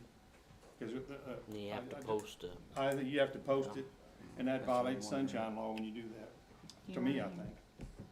I'd like to, there may not be a second with this, on my motion, but there's we a need to act or start somewhere, so, I wasn't a part of any of the beginning of it. I've heard a lot of good information here, and I've learned some things that I didn't know before. But based on, what our attorney has said and our city administrator, and just listening to a couple of the planning and zoning here that's given us some information, I move that we send it back to planning and zoning, so that they will have all of this new information that wasn't furnished to them at that time, and start there. If we do this, we could lose the buyer for our building. We have a motion, do I hear a second? Second. Motion and a second, Mark, how do you vote? No. No, Wait, to send what's it back to planning and zoning? Yes, that's the No. motion. Mr. Mayor, Yes, can I amend the motion by just one sentence? pardon? He wants to amend the motion. Recommend them to make it R3, both lots, but them also do due diligence and give us our 5 or 10 point list to be fire code safety. so we'll have a complete list of what to take care of. So what he's saying is, he would amend that motion that if it goes back to planning and zoning, that you all recommend that it be changed to R3 along with the lot across the street with a point list of items that need to be addressed to make it fire safe. They'll have to, I mean, when they get the building permit, they'll have to build it to IFC 2021. Can you hear that, Dale? Yes. Okay. Now, the lot across should already be R3, right? No, it's No, R2. it's- But it was a R2. quadplex, wasn't it? Yeah, Oh, and so it was not right. no. Imagine that. Okay. So we have a motion and a second to go back. Mark, you said no.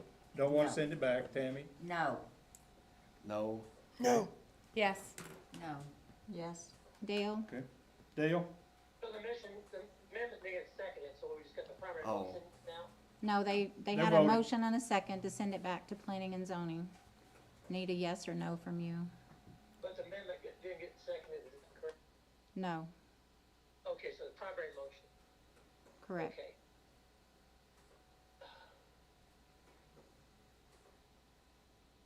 Repeat that motion one more time, please.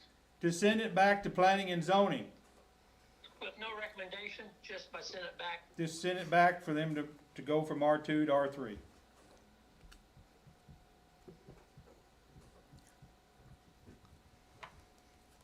So then Dale could make his motion.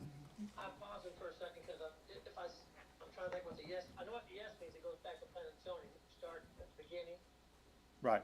Yes.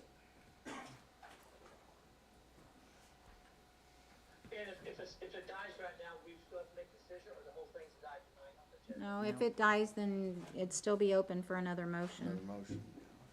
And what's our count now? I lost track, apologies. We have 2 yeses and Five 5 no. noes. 2 yes, 5 no.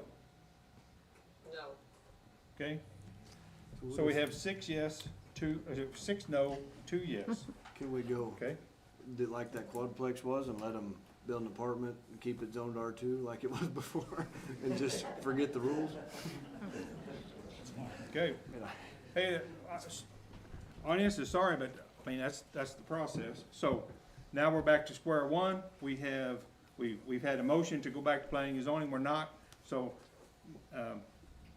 now what other motion do we have? Anyone? What do you want to do? Bart, do you have something? I make a motion that we let those people build their apartments. I second. And I'd like to have the first and second reading tonight.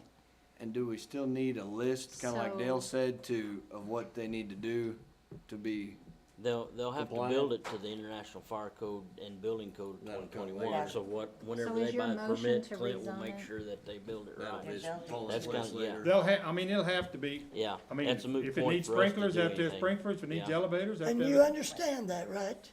Right. Okay, Webb, is your motion to rezone it? to Rezone rezone It would that to have to be R3. rezoned to R3 Yes. to allow that. Yes.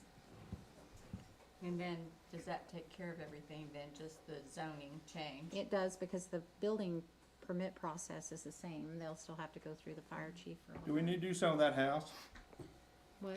What's the house now? No, it's already, It's They're- done. they're tearing it Is it down. gonna be okay? it was Yeah. on the demolition list, It's and I've not gonna already be spoke there, with them so. about that. They've already got. But I mean, plans does it to need tear to be down. R2 or R3 or commercial? It's just gonna be a No, it's parking just gonna be a Parking lot. parking lot, so it doesn't have to have anything done with it. Doesn't have Can I to- ask a clarification question? So if we rezone it, if we vote to rezone it to R3, they have to go through the building code process. And if there are things that they're asking for in their building plans that go outside of what is set up in these existing ordinances, You can, they'd still have to go to you planning can and be zoning? more stringent, but you can't be less. So if they wanna go in there and do stuff that goes above and beyond what our ordinance and what the fire code says, that's fine. If they wanna go in there and do something that's not up to par, then that you can't. But what I'm wondering is, because some of the things like the yard space and so forth, they would still have to comply what's in these ordinances unless they went No, to. it can't. It don't meet that specification. When you guys vote for this tonight, you're saying you're gonna let it be You're R3, throwing that all even though it out. doesn't meet those requirements. Right. See, that's not the motion he's making. The motion I that made he's a making motion. is to change it to R3, and if the ordinance still for the R3 ordinances, but basically you're allowing them to build regardless of the ordinance. So basically, we're letting them build without, We're doing away with the yard regulations and the. because that's what I think we the need to get specific about. percentage. I think we're being way too loosey-goosey with this when it comes to this motion. That's what I'm concerned about, is like, what truly are we saying? If we just say R3, but we don't say any of these other things, I just don't think that's complete enough. Because if we're gonna be clear, if you were to go back and somebody else comes along and says, oh, I wanna change this from R2 to R3, then we're back to the same thing where it's just not descriptive enough. So that's what I'm concerned about, is what truly are we wanting to do, or what are we proposing? So Because I Webb- think it's more than just R2 to R3, is what I'm saying. So Webb, you're wanting to make it R3 and with the exceptions that they don't have to follow the lot requirements, the parking requirements, the yard requirements. If we go to R3, what do they have to do? They, as that building says, from the way I read the ordinances, they can't make it comply with the R3, because the building's too big for the lot, and they don't have enough yard space. Well, with all the The lot other places width we is- got that don't have yard space, why would I I'm wanna? just, I'm just telling I you understand, I get what that, what I get that. it's doing there, so. So, I guess my motion is,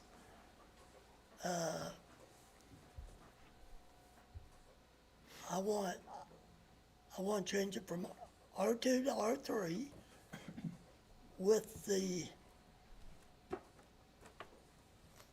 I don't know how to word it, with the exception that they can build their apartments in that building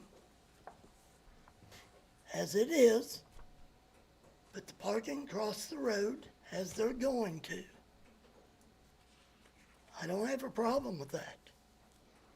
We can, I second it. we can reasonably say that we can throw out the yard space because the city has thrown it out before, is kind of what we're saying. But then then I'm not clear on the lot size thing, or to what the reasons are of that we need to consider. But is that accurate to say the yard space has been done away with before, so that's a precedent set?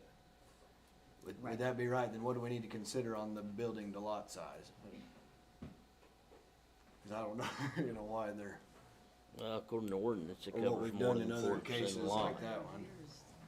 And do we know why that is, what They it built, serves? It's the collapse thing? It's my mind, and I think it's fact, they built the building, and in the end, the residential neighborhood encroached the building. Yeah. That's all it, So it's kind of, yeah. I make a motion, we change it to R3, give them exception with the lot size, building size. the building size, And then we're still gonna want them to come up with 28 parking spots eventually, before Right. it's open somehow, yeah. Whether it's acquiring another house or whatever. and they will have nice apartments with a nice parking lot. And that whole side of town, I think, gains, benefits. Will they be able to come up with the additional parking spaces? Generally on anything that is new construction too, there's a 6-month, start date once from the planning and zoning board. There's I they have don't to think turn in. that'll apply here because they're I gonna. know, that's what I'm it's not new saying. build. So if you're gonna make Yeah. exceptions, currently, there's a 6-month start date on stuff, but if you're making an exception to. Does that mean you have to start within 6 months, or you can't start for 6 months? Where you're not getting any water bill out of it now, sure, you're not getting any, electricity, no taxes. Hang on just a second. We understand all that. I don't mean to cut you off, but we need to keep on going. Okay? I'm not of the planning and zoning world, so those of you who are know those details of what would need to happen here with our motion or I think Jamie's right in just that we need to make sure that whatever Webb's motion is covers everything, so they're not having to come back and, get something changed at a later date, so as long as he has all of that. or Becky? Yeah, I mean, the main things that they're doing is the building size, the lot size, the time frame on Building plans height, the yard and- size. Yeah. Well, the Lot building width. height can kind of be accepted with what they presented at the first of the meeting, so I don't think we need to include that. Let's see. We'll have an engineer and architect on this building, is that correct? That will go through the building permit process. Dale? So I was thinking we've got quality engineers that design that for us to be safe. Correct. Almost sounds like a conditional use of some sort without, yeah, I mean, just minus that whole ordinance verbiage. But since you're doing it through the council and the planning and zoning board isn't gonna be involved, we just wanna make sure we get it Yeah. all in here so they're not having to come back to you. Yeah. So R2 to R3, with the exception on the lot size, building size, parking area.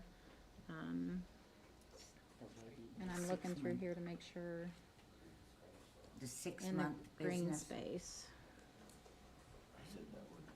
And Oh, the, yeah, and I've already included that. Okay. Webb, is that your motion? That's my motion. Okay.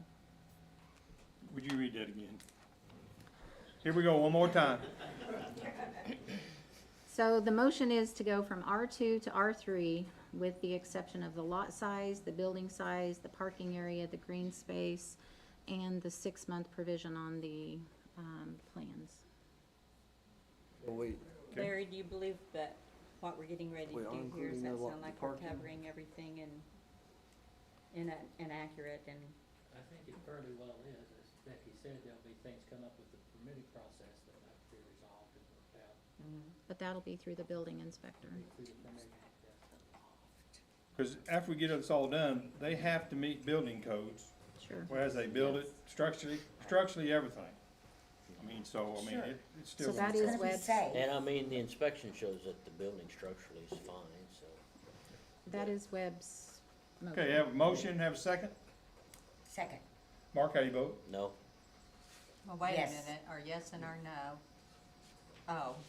He made a No motion. against- Yes, I He's- was just getting. He said no on the motion, And the Tammy only said yes. question I have on the motion is, I thought you included the parking in there, but I thought we were still gonna have the 28 spots. So, but what you're saying is, that's out Well, that on was this the motion. That Is was that the how you motion. intended? Well, where are they gonna They put it? said they was gonna get If we don't- 28 Right. parking spots. But what That's we're saying they now said. is we're not gonna require it, we're just gonna go on good faith that they're gonna get it, yeah. Is No, that's I'm- what was on the table? I'm good with 28 spots. So They you But said what they she good. said, yeah, so that's what I wanted to clarify. I think we strike that one, if that's how you intended to keep the take the parking requirement as an exception out of it. Okay. parking requirement, yeah. Okay, back up, read it Yes. again, take that parking out. Start all over. Welcome to the world of planning and zoning. This is what we deal with every meeting, all the little details. So, and we don't get paid to be on planning and zoning, it's purely volunteer, so I just want everybody to realize that. And This is how what we many do of at y'all those meetings, is all Wanna these little volunteer? extraneous I details. think 28's a good minimum, hopefully they can get more, but. Okay, rezone from R2 to R3 with the exceptions being the lot size, building size, the green space, and the 6-month requirement on the plans. Parking stays as a requirement.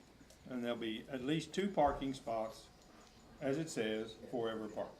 Okay. All right. Is that okay, Webb? Sounds good to me. Webb made the motion, Tammy made, and seconded. Mark, how do you vote? no. Yes. Yes. Yes. No. Yes, yes. Dale? Yes. Okay? All right. All right. Here we go. And you thought this would And be how many hard. of you are volunteering for planning and zoning now? Yeah. Russ? Put my name down. Now, as far as, Hang on. We got the vote, everybody voted, Dale voted, okay. All right, good enough. Okay. Now the process begins. All right, next thing we have, Go build apartments. okay, we'll let those of you wanna leave, I mean, Miss Barb's gonna talk about the Heritage Festival, if you wanna stick around. We're gonna talk about airport hangar. I'm sorry, Ben here? Yeah, he's right out there. Sorry, Miss Barb, you got one more ahead of you, sorry. Come on up, Ben. While they're leaving, what is the 6-month rule? Is that they have to start in 6 months or they can't start for 6 months? You guys aren't tired or anything. Have to. Right, okay. Yeah, that's why I don't really matter, but I just wanted to. Yeah, as the guys, have they started those, Where'd Ben across go? Is from he the out He's Head he's Start? out there, but he didn't hear you. They haven't, okay. They'd be getting up on that 6 months soon, I would think, but I'm not gonna. Ben Hurt, come on down. You know that man? He was Come always up to the stand. 20 questions. Did you study the test? Yes. Okay, Yes. all right. Yeah. We are here, airport hangar. Ben has a lease. How long was the lease?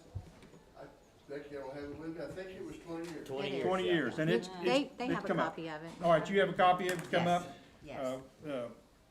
What was the amount last time, $1? $1. $1, okay. And that's, it's come up for renewal, so we need the council to vote on Ben's I make a hangar. motion to renew the lease. Second, Second? Was that you, Webb? yes. Oh, I'm sorry, okay. All in favor? Yes. Aye. All opposed?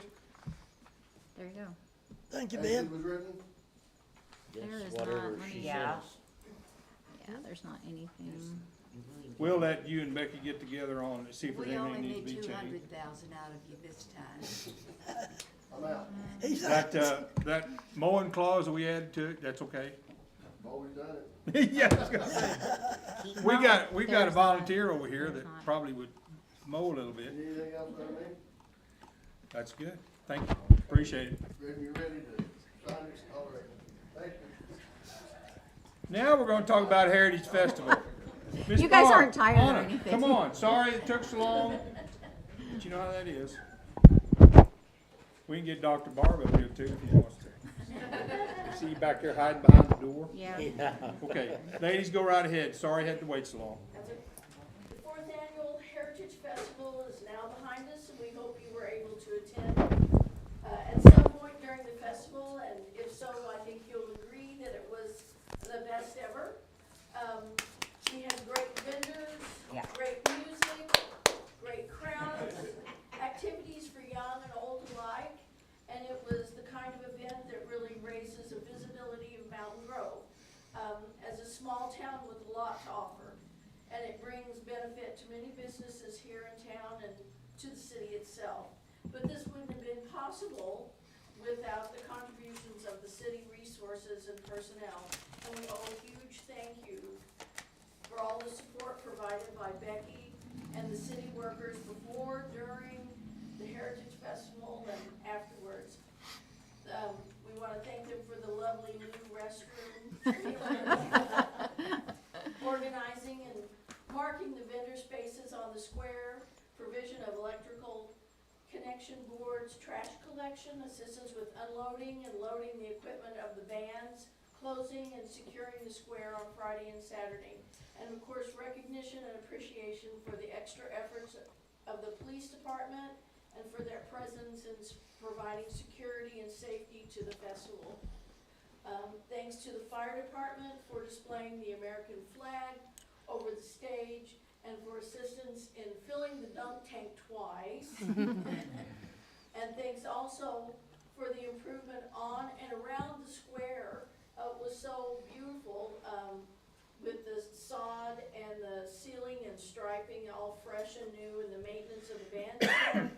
And while that wasn't done specifically for the Heritage Festival, they certainly made the environment and the experience more pleasant for everyone, and the visitors, vendors, everyone.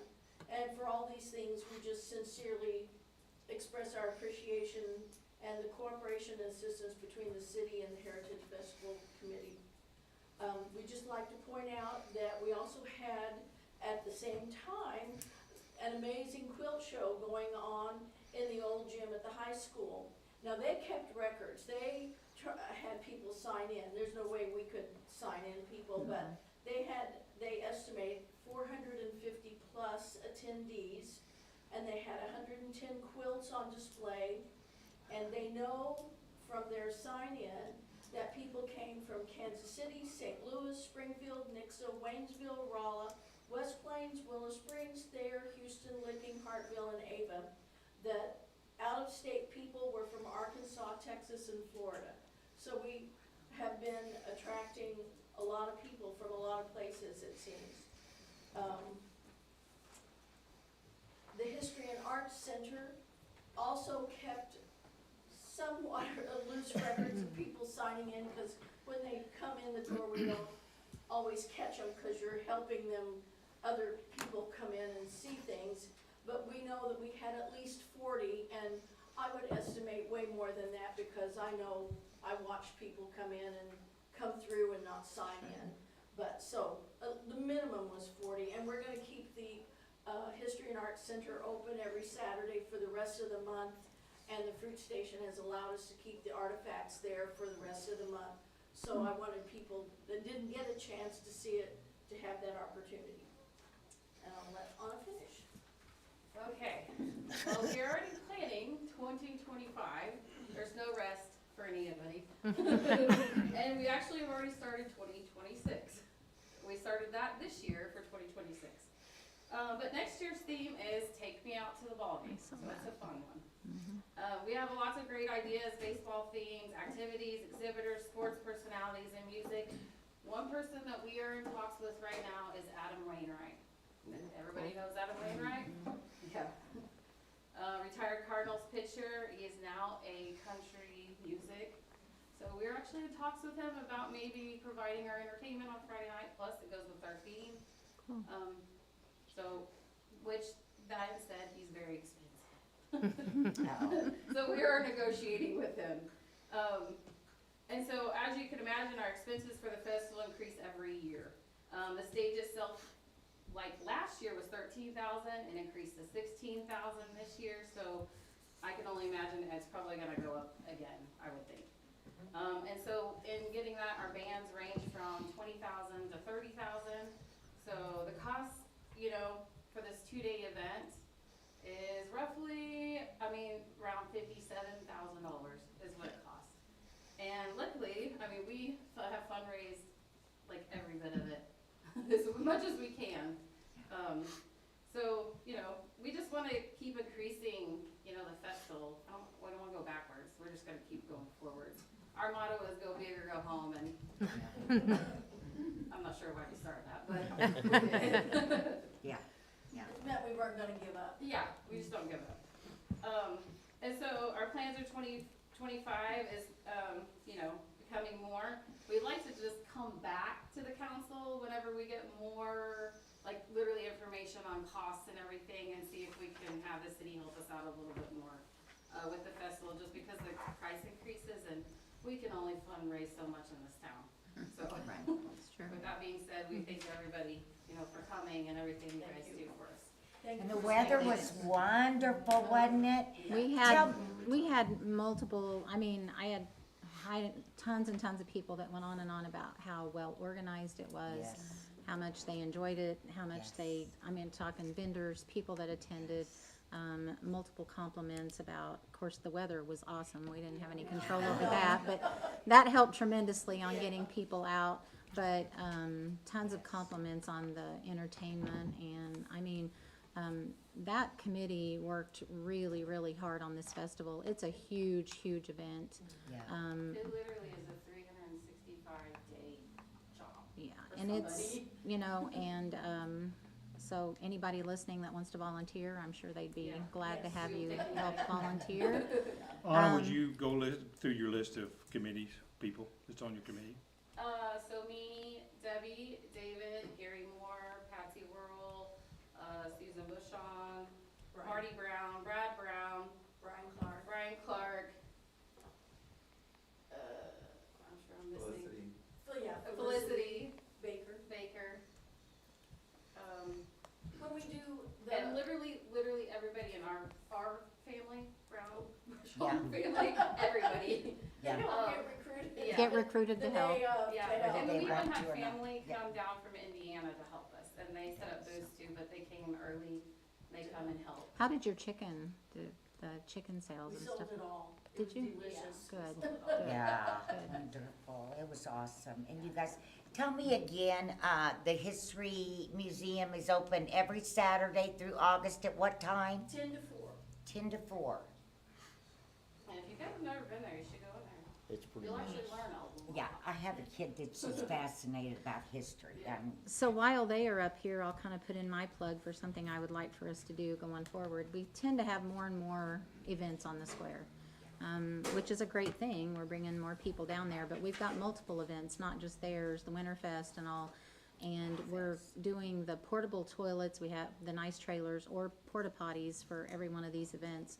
I'd really like to see us think about constructing some restrooms where the farmer's market building is. On the back side where we put the trailers. And put some restrooms in that area that are heated, that we can use for Winterfest. Our farmer's market building is getting used more and more, which is what we wanted.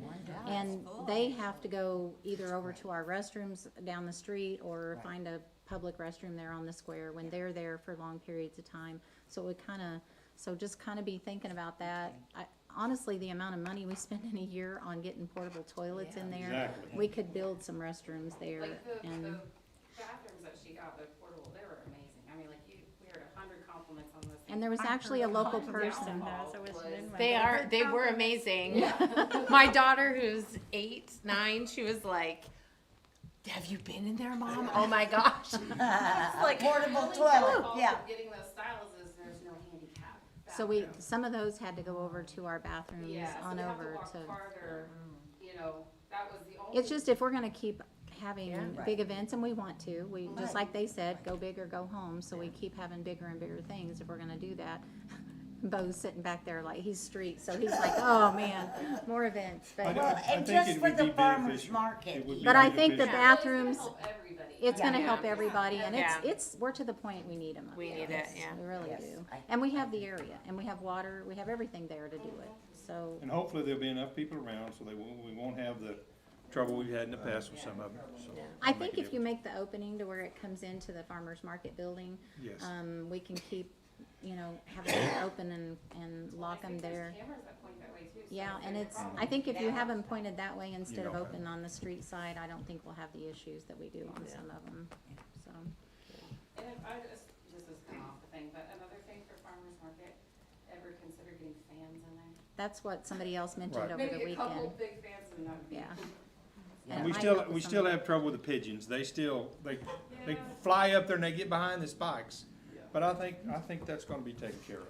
I think We're that's- working on it. You gotta sit up there with the gun and shoot. And we've also talked about, I mentioned it to them a little bit, so as many as we're having that where we're having to mark off, spaces for people, that's a huge job for any of them to have to go up there with tape or paint or whatever you have to do.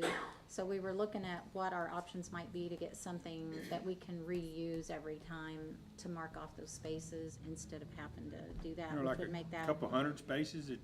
230, is that what you had? Yeah, roughly 230. Depends on how far down the side street Yeah. you go. Right. It was a lot bigger this, I mean, you had a lot more booths, didn't you, this year than last actually year? had lettuce. Really? Yeah.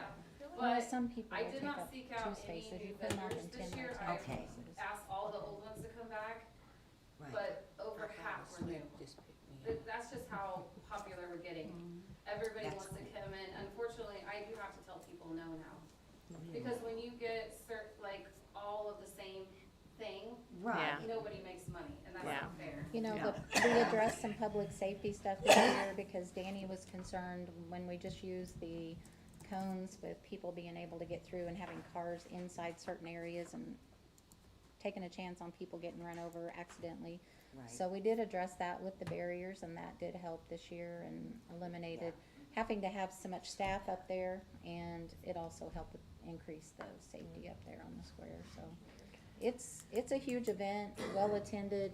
And even away from the square, if you drove through town, every restaurant, I mean, it was busy. It was Yeah. very busy in town. It's a huge event for the community. Yeah, and you guys do so awesome, thank you so much.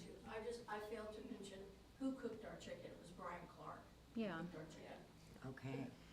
Did you all have a schedule of events, like, that listed everything by time? Because I couldn't find anything, and that would be just a No. suggestion of having something a Yeah, little bit more. We normally do, and we actually Yeah. made it like the day of, we made prior, but. You know, I have posted it on kiosks before, and I very seldom see anybody looking at it.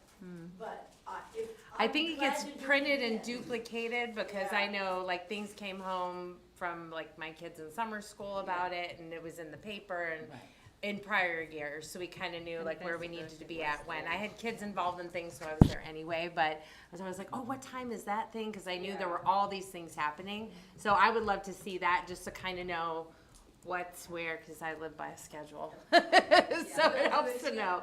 That'd be great. But yeah, no, it was a wonderful event. My whole family had a lovely time, so. Ladies, again, thank you. Yes. Ms. Great Barb, job. Dr. Barb, thank you. And the flowers look great around the square. Yes. The flowers look great, thank you. Yes, thank you. Tonight, Chad is here to talk about the YMCA. We have 3 other groups that will be here at next month's meeting, and that is Extension, Chamber, and American Legion, to kind of give you a rundown. Those are our grant areas, and so he's gonna kind of give you a rundown of what our money does at the YMCA. Yeah. So I'll kind of just go through this packet real quick.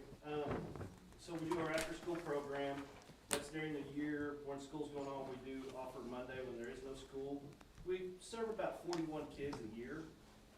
We're licensed for 25, and sometimes we're maxed at 25, and then it kind of slows down at times. And then summer camp, we offer it when there's no summer school. It's all-day camp. We had 34 kids this summer. And then we don't compete against summer school. We still do after-school childcare then. Spring soccer, we had 161 signed up for spring soccer. Last fall, we had 89. Fall's always smaller because we have football, volleyball, cheerleading, and some other programs. And it kind of, if you look, it'll tell you what times we play. Flag football, we had 58 signed up. Tackle football is 3rd through 6th grade. We had 78 signed up. Cheerleading is 1st through 6th grade. There was 28 girls signed up for that. Winter basketball is instructional. It's kind of 4 and 5-year-olds. We had 61 kids signed up for that one. 3rd through 6th grade basketball is boys and girls. There was 90 kids signed up for that program. Youth volleyball, we had 58 girls signed up, 3rd through 6th grade. That was a typo. It says 3rd through 4th, but it's actually 6th. So we offer pickleball 5 days a week, every morning at the Y. And we average probably 25 to 30 a day. Some days it's a little smaller, but we have 5 courts going on at most times. Men's basketball, we had 16 signed up through the winter leagues. We offer taekwondo year round. We have about 22 kids signed up for that. We do youth weights. That's during school. There was 31 kids participating in that. We offered Lego Club starting last year. It's the first Monday of every month. We have between 30 and 35 kids. That's kind of a neat program because we reach a lot of kids that normally don't sign up in our sports program, so we're reaching more kids. Co-ed softball. We've not really offered softball for the last couple of years because it kind of died out. This year I'm going to offer it, and I think we're going to have several teams. It's really took off. I even had a guy offer to umpire some of them, and I'm going to take him up on that. All right. Gosh, thanks, Jamie. That's all you, Mr. Webb. We picked up our senior bus trip since COVID. In September, we went to Clay Cooper and the Bee Gees, and we actually had 56 people signed up to go on that trip. Wow. We had a couple other trips signed up. I had to cancel one of them. The bus did not show up, so I had to refund everybody. The bus driver thought it was the next day. Oh, no. It's kind of a bad deal. Uh-oh. And then we did go, in Christmas, we went on a Christmas trip in November, we went to King Castles and went through the Joy of Lights in Branson. Been roughly 42 signed up to go there. And then Monday, Wednesdays, and Thursdays, we offer senior classes. We offer 3 different ones, which is AOA, which is active older adults. At 9, 10 o'clock is silver sneakers, and 11 is yoga. We average about 20 a day when we're doing those. And then I just threw in some financials if you guys want to look at it. So our year begins September 1, so this is from September to June. And on the first page, it's kind of a snapshot of what's budgeted, the variances, and the second line there is year to date. So if you guys got any questions on that before I go to the next one?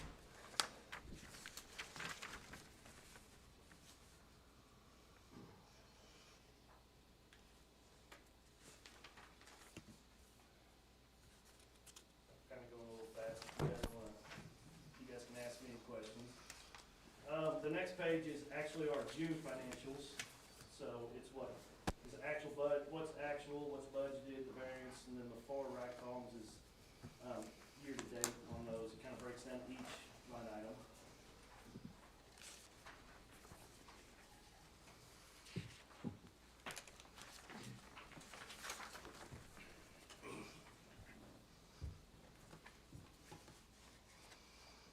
We currently have 1,047 memberships at the Mountain Grove location, which is memberships, but we have 2,073 total members.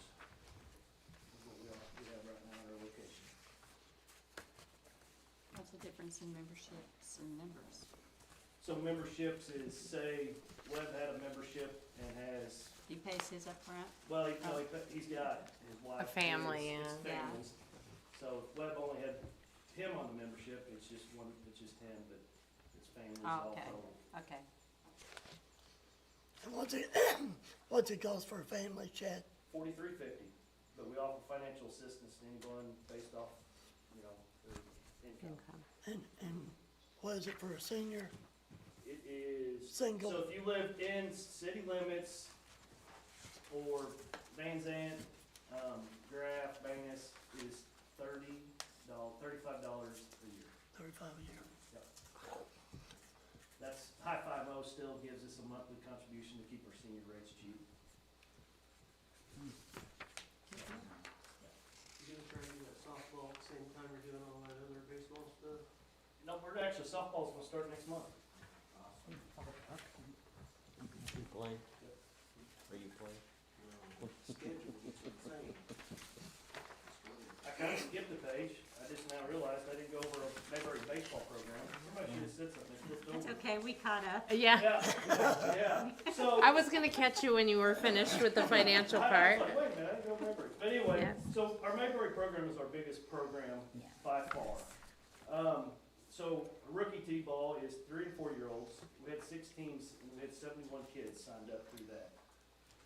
They play on Monday nights, and on Tuesday nights is regular T-ball, which is 5 and 6 year olds, and we had 7 teams in it, 83 kids signed up.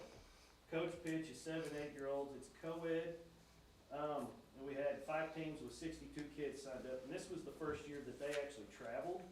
So we actually traveled a little bit and brought other towns in to play coach pitch, and they played Norwood, Mansfield, and each of them had 2 teams. Then we went to 9 and 10 boys baseball, we had 2 teams, roughly 25 kids signed up. We played Norwood, Mansfield, Plato, and Seymour. The cool thing about once we get down in here, Plato come and played in our league, but they played every one of their games here. So we didn't travel. They played, Plato played all their games at Mountain Grove. 9 and 10 softball, we had 2 teams, 22 girls signed up. We played Plato, Mansfield, and Ava. 11 and 12 boys, we had 3 teams with 34 kids signed up. We played Norwood, Mansfield. Ava had 3 teams in this league, Dora and Plato. 11 and 12 girls, we had 2 teams with 24 girls signed up. Played Kabul, Houston had a couple teams, and played Plato. Then junior high baseball, we had 2 Mountain Grove teams, and then Ava had 2 teams with Houston and Kabul. So we had roughly about 28 kids from Mountain Grove on that. And then girls softball and junior high, we had it wasn't a real big league.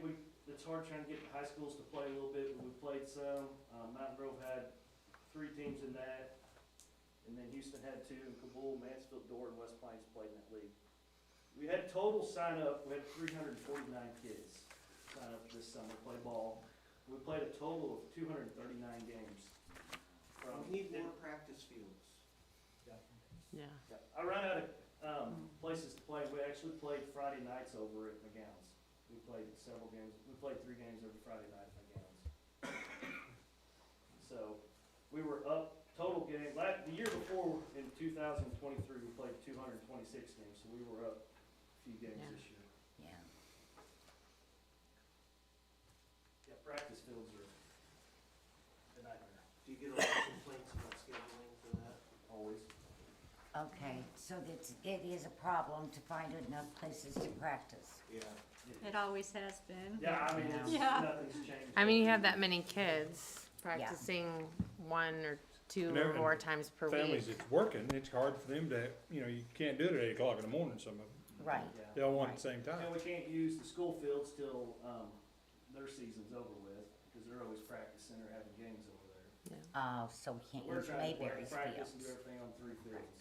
Yeah. Okay, I get But it it. does draw a lot of people. Yeah. A lot of people. Yeah.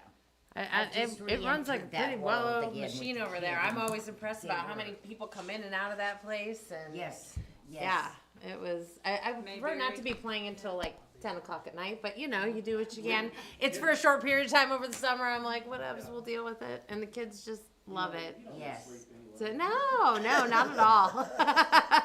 You know, the out kids the get to window. sleep in. I have to get up and work the next morning. But yeah, Sleep no, when you it's- retire, and Yeah. your kids are grown. They'll go YMCA watch is the really other great kids. for our community. Oh my gosh, It is wonderful, for our wonderful resource. kids. I got a question. With your, interest in the co-ed, I would like to see softball brought back to Mountain Grove That's the plan. in the summer. That's the plan. You know, Yep. I think we would get enough interest to really, No, that's the plan, is actually try to maybe do a summer, summer league and then a fall league too. And do a men's league next year if this goes well, Yep. thinking. That'd be cool. Yeah, we used to play over there, Yes. Monday, Tuesday. 4 nights. When I started at the Y, we'd play, Monday nights was co-ed, Tuesday night was competitive men's and women's. I had a women's team for a couple of years. Thursday night was rec league and Friday night was church league. yep, Yeah. went that way for years and years. I don't know if we'll ever have church back, but that was, Yeah. Chad, there were some questions about, because the city owns the building, about maintenance, upkeep, that kind of stuff on the building. Can you address that a So, little bit? I mean, technically, we take care of the building maintenance wise. I Right. just put a brand new air conditioner in it probably 2 months ago. I don't hardly ever come to you guys for No, do you maintenance. feel like there's stuff though on the building that's gonna have to be addressed The as roof. far as? I passed, there's about 3 spots that just constantly, we're always trying to fix. Is it a flat roof? No, Oh, that's not a flat roof? Pitched? Is pitch, it? yeah, it's all pitched. But it's original roof, right? Yeah, it's the original roof that's been on there since, oh, 94 or 5. Is it metal or shingles? Metal. So it's need new metal on it? Well, either that, or you could probably come in and, it may just need to replace every one of them little, screws, cause the seal's Right. probably rotted on. Yeah, I mean, the roof itself is in pretty good shape, it's just, leaking through the screws. well, that, or where they added on back in the day, so like, the front office and back where my office is, and the childcare room is kind of attached to the old building, and then it goes up to the gym part. So, Probably just needs to have a roof contractor come in and look at it and see what it needs. I mean, it may just need to be re-screwed and put some through the roof caulk on it or something. yeah, I mean, I had somebody come just the other day, fixed it, worked on a couple spots, hasn't really rained since then, but, so I don't know if it fixed. Well, this year had been a good year to get leaks. Yeah, I mean, when it rains all the time, you would think of all the leaks. and Yeah. then It doesn't rain for a couple months, you don't think about it. Till it rains again. You'll find out tomorrow. Yeah. Tomorrow. I mean, I'm gonna look at maybe trying to redo the gym floor, it's time to kind of redo it, but, you know, but there's just, really the roof has been my. Do you need a new scoreboard? Well, I actually am planning on trying to do a gym remodel. So it'd be a new floor, scoreboards, and drop-down baskets. Get rid of those. Oh, nice. It would, That'd be really nice. I think you'll get maybe some sponsorships from the school yeah, board that's and kind stuff. of where I'm at. I've got a couple other projects going on in another couple towns. I just haven't quite got into that, but that's kind of my plan. Yeah, the scoreboards are the original scoreboards. Yeah. You know, I can't even get the controller. Yeah. For the ones that are there. Yeah. Portable You one, can't they tell put- what the numbers are when only one or two little Little- things like yeah. that. Well, okay, it could be any number. Yeah. But we did buy new gym equipment this year. We spent about almost $110,000 getting new equipment. So, We're about to upgrade the internet and Yep, phones, we're and getting cut all ready the to- internet and phone yeah, bills. phone lines and internet and cameras. Yeah, we talked to Bobby today about that. Good. Chad, thank you. Any other questions? Appreciate it. Thank you for all you do. You bet. Thanks. That was a good program, and Yeah. living right there by the ball field, it's good. They do a good job. They do, they do. And now that ball field is owned by the school though, right? Correct. Mayberry's owned Yeah, by I the have a school. different contract with the school to run my ball programs over Right. there. Right, so the school has to fix that parking lot. Yep. And we can't use those for practice, so That's, makes it rough. only those Yeah, three. because they don't want, say, little get kids over practicing when they're trying to have games or I when do they're get doing their that. practice. Yeah, yeah. Okay, awesome, thank you. Come on up, Doug. Now, they have the information in their packet, right? Yeah. Doug Stover's here. Doug, just talk about this Gee Drive. Well, I put a little bit of information Right, in it's there in- for 'em, it's but in they your have a administrative- copy of the, map, and I put in my report a little bit of the information. Okay. Okay, as far as I know, E Drive only exists from South Street to Sunshine Street in Panama It City does. and Safe. And I'm on both sides of it. What I saw from the map is the only reason to have that there was the back lot east of E Drive. That's the way they would have access to that lot, and I own that lot. I own both those lots and on the other side, and I do not plan on breaking it up or selling. I've had offers, people wanting to buy those two lots, and I've refused to do it to keep houses out of there. Doug, is that on the same side of the road as your house? It's on the It's on the south same side, street, but yeah. it's on the south side of South Street, Right, but on the east side of E Drive.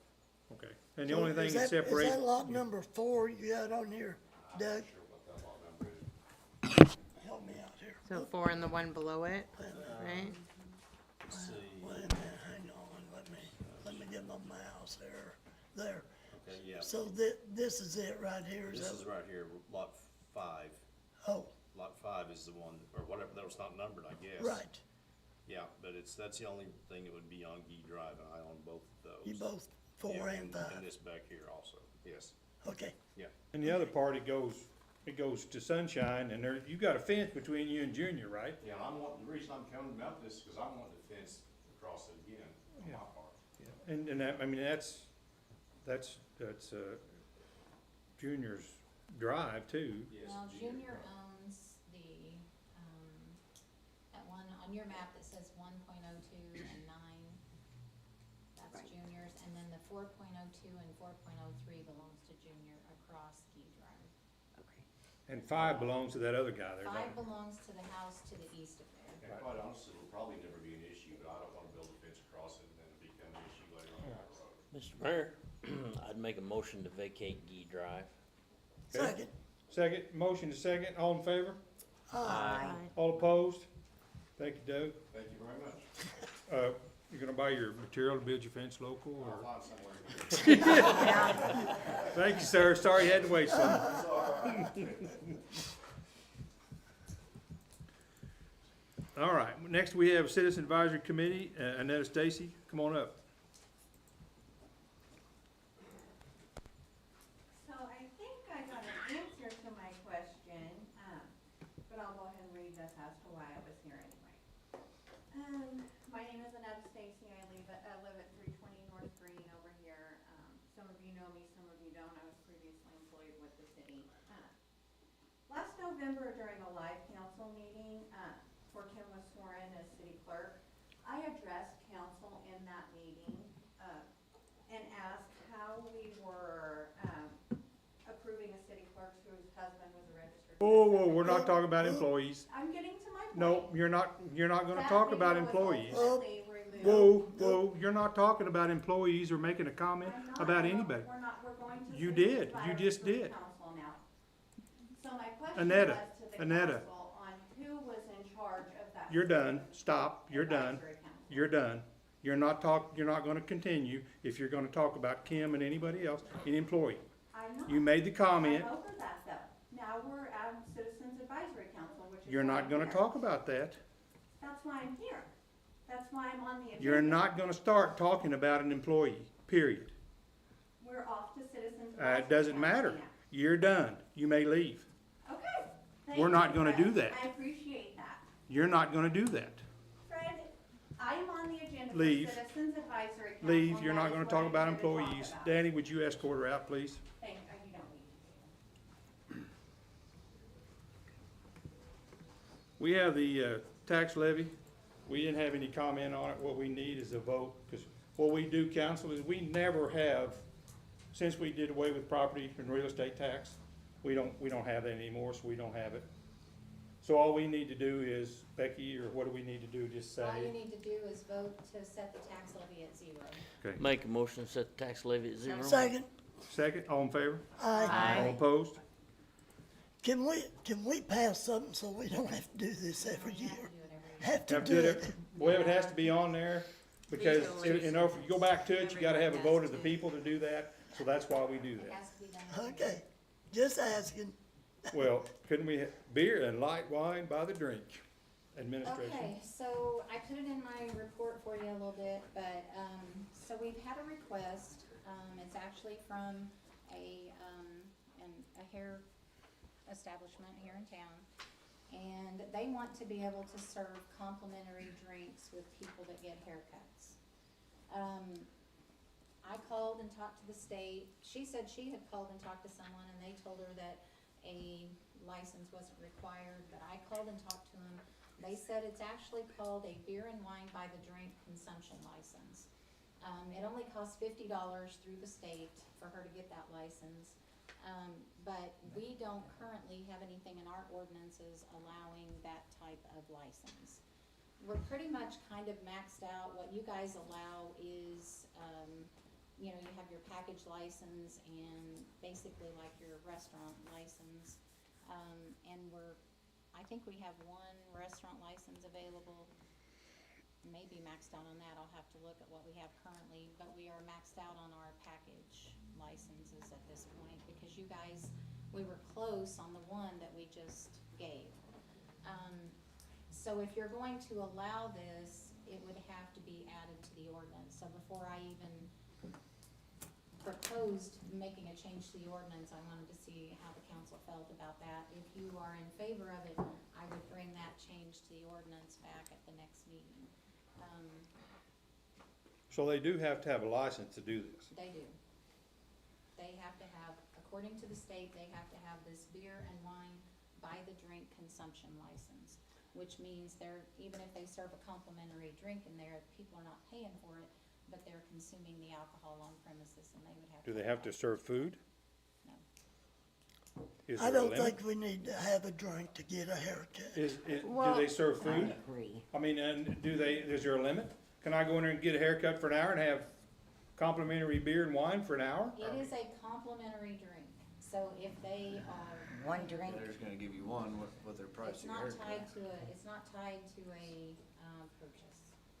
I've Why had would- people did you cut say my why hair, it I wouldn't- wished I'd had a drink, but Did you say why it wouldn't fall under the restaurant one?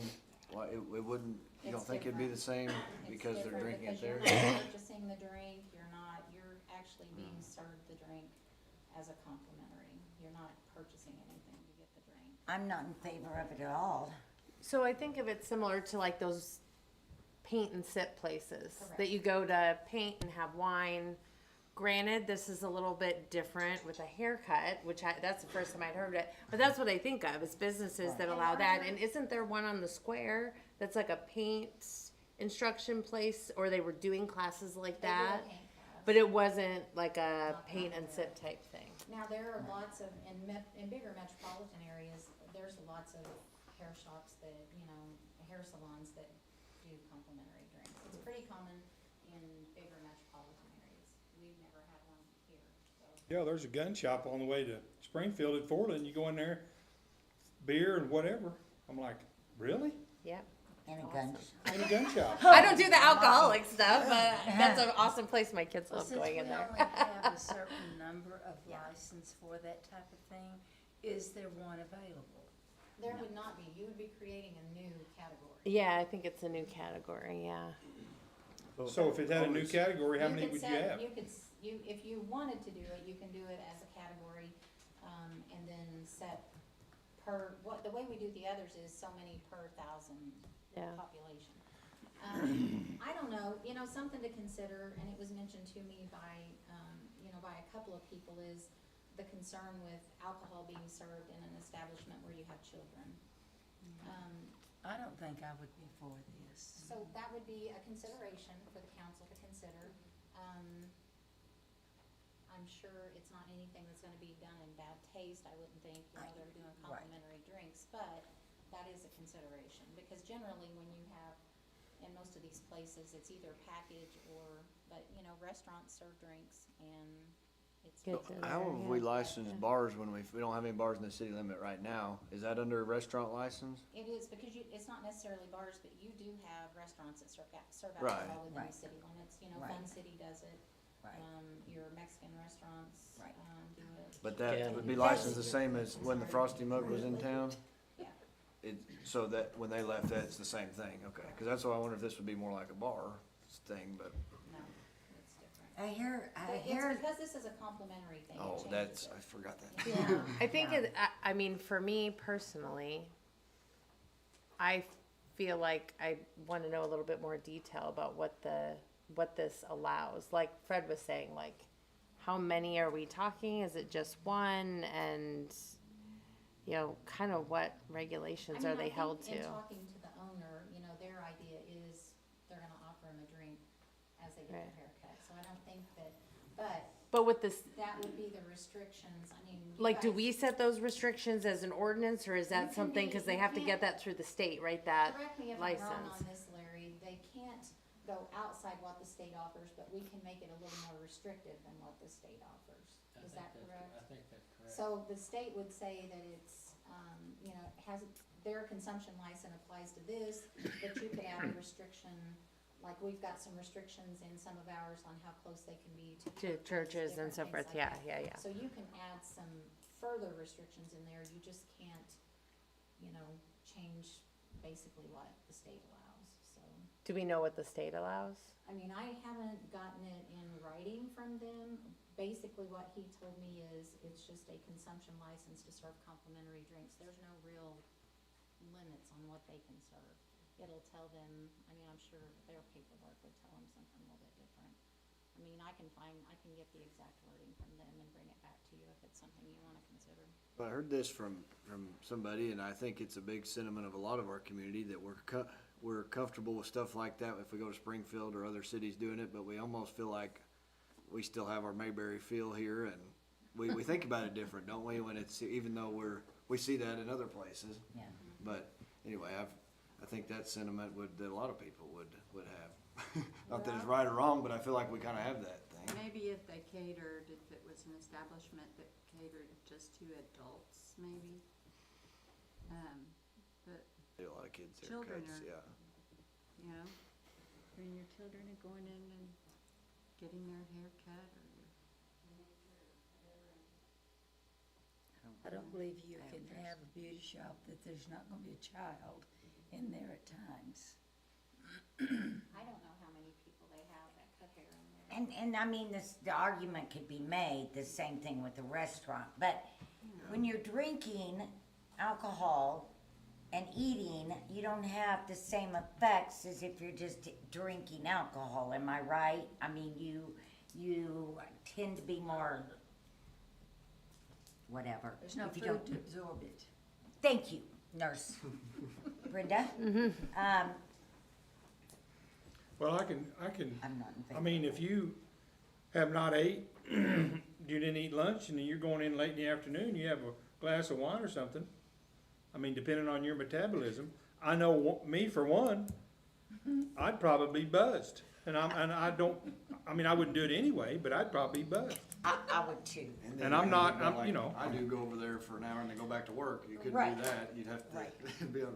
And I mean, like, how many drinks can you have? I don't know, I think we're opening up a door that I'm not comfortable walking through myself, but So Becky, if they don't do anything, it's tabled or what? What do you need a motion, yay, nay, or what? If you guys let me know whether you wanna move ahead with an ordinance for it or not. If you don't, then we don't move forward. Does anyone want to initiate it moving forward?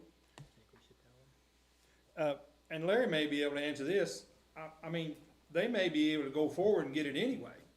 If they, That's what the chief and I were if just they talking really about. want to, they can. We were just talking about that. The state issues the license, it's gonna happen. Yeah, that's kind of So- was my thought, is we can't save people from themselves I in, will say that in she's all reached out cases. to me to ask me about liability issues and things, you know, Yeah. about wanting just to serve one drink Mhm. with the haircut.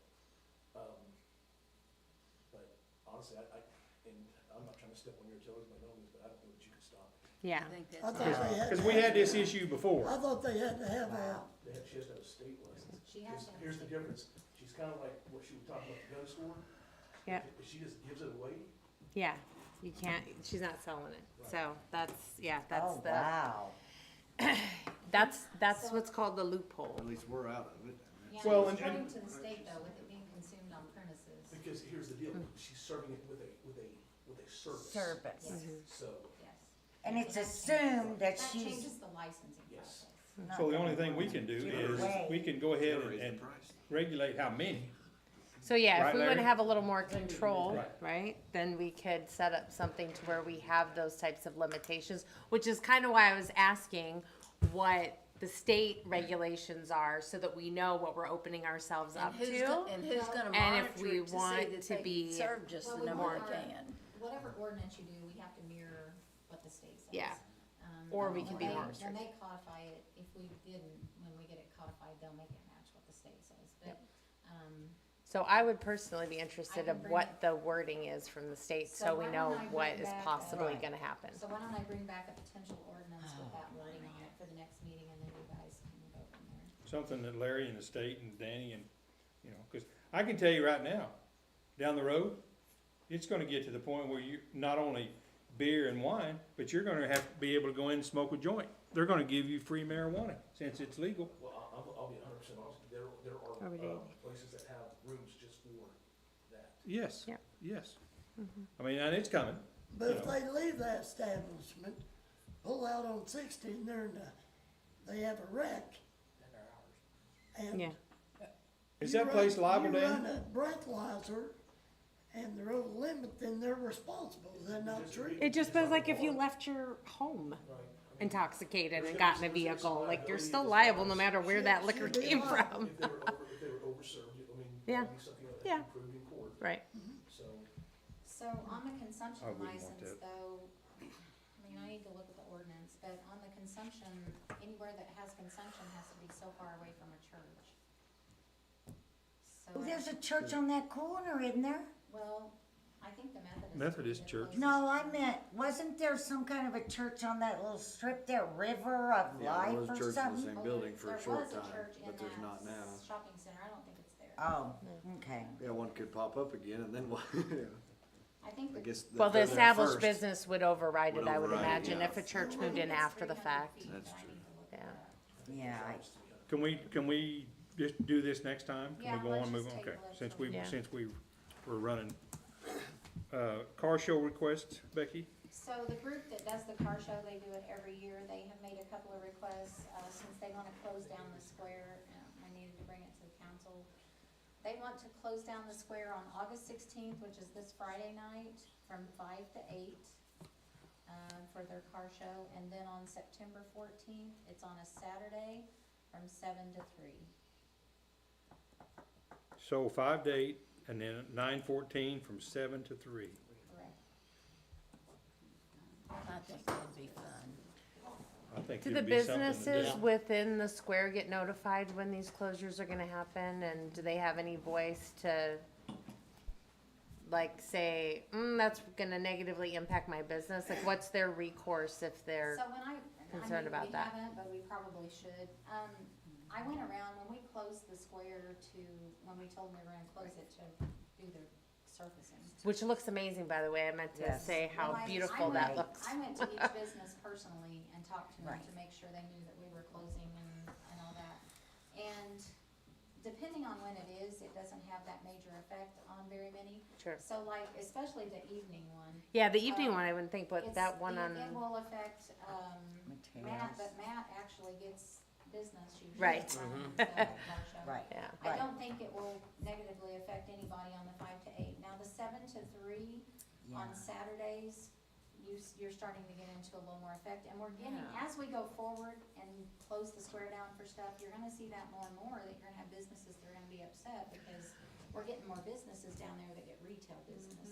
Yeah. So you have Level 48, and some of them here, the Blue Star Cafe. And they're doing Friday nights too, and isn't And that a then, you know, the conflict, pharmacy ends up right? having to close down their drive-through on those Yep. days, Yeah. which But is, how do we make a decision on which activity we will close it down for? you know, I just think going forward that we probably, as we're getting more businesses down there, maybe we need to go through a notification process and say, this is gonna be That's on what the I'm thinking, agenda. just so they can prepare This is for gonna it. be on the agenda at such and such council meeting. Right. If you have any objections to us closing down the Yes. square, come to I the like meeting. Yeah, 'Cause- cause I just feel like So- if we just blanketedly 'Cause I are know like, Sep- yeah, whatever, and we don't allow the other businesses to Cause have a September voice. 14th is a Saturday, and that's farmer's market towards the end of farmer's Yeah. market.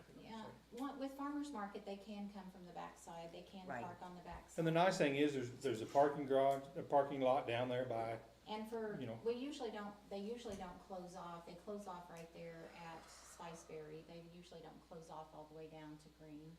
Right. So, Okay. they could still park there along that side. When we planned the one to close down the square to do the repaving, we did that on a Monday because LA Cafe, That's a good idea. Blue Star Cafe, several of those are closed on It's a Mondays. Mondays, yeah. So, you know, sometimes you can kind of plan things around that kind of stuff too, but when you're closing it on a Saturday for some of the retail businesses, and even Jake, if he has a huge event going on, or Yeah. Maple and Maine has event, that's where everybody parks. Yeah. It's starting, it didn't used to be as big a deal, you know, Right. when Richard Brothers was there, they had a back parking area.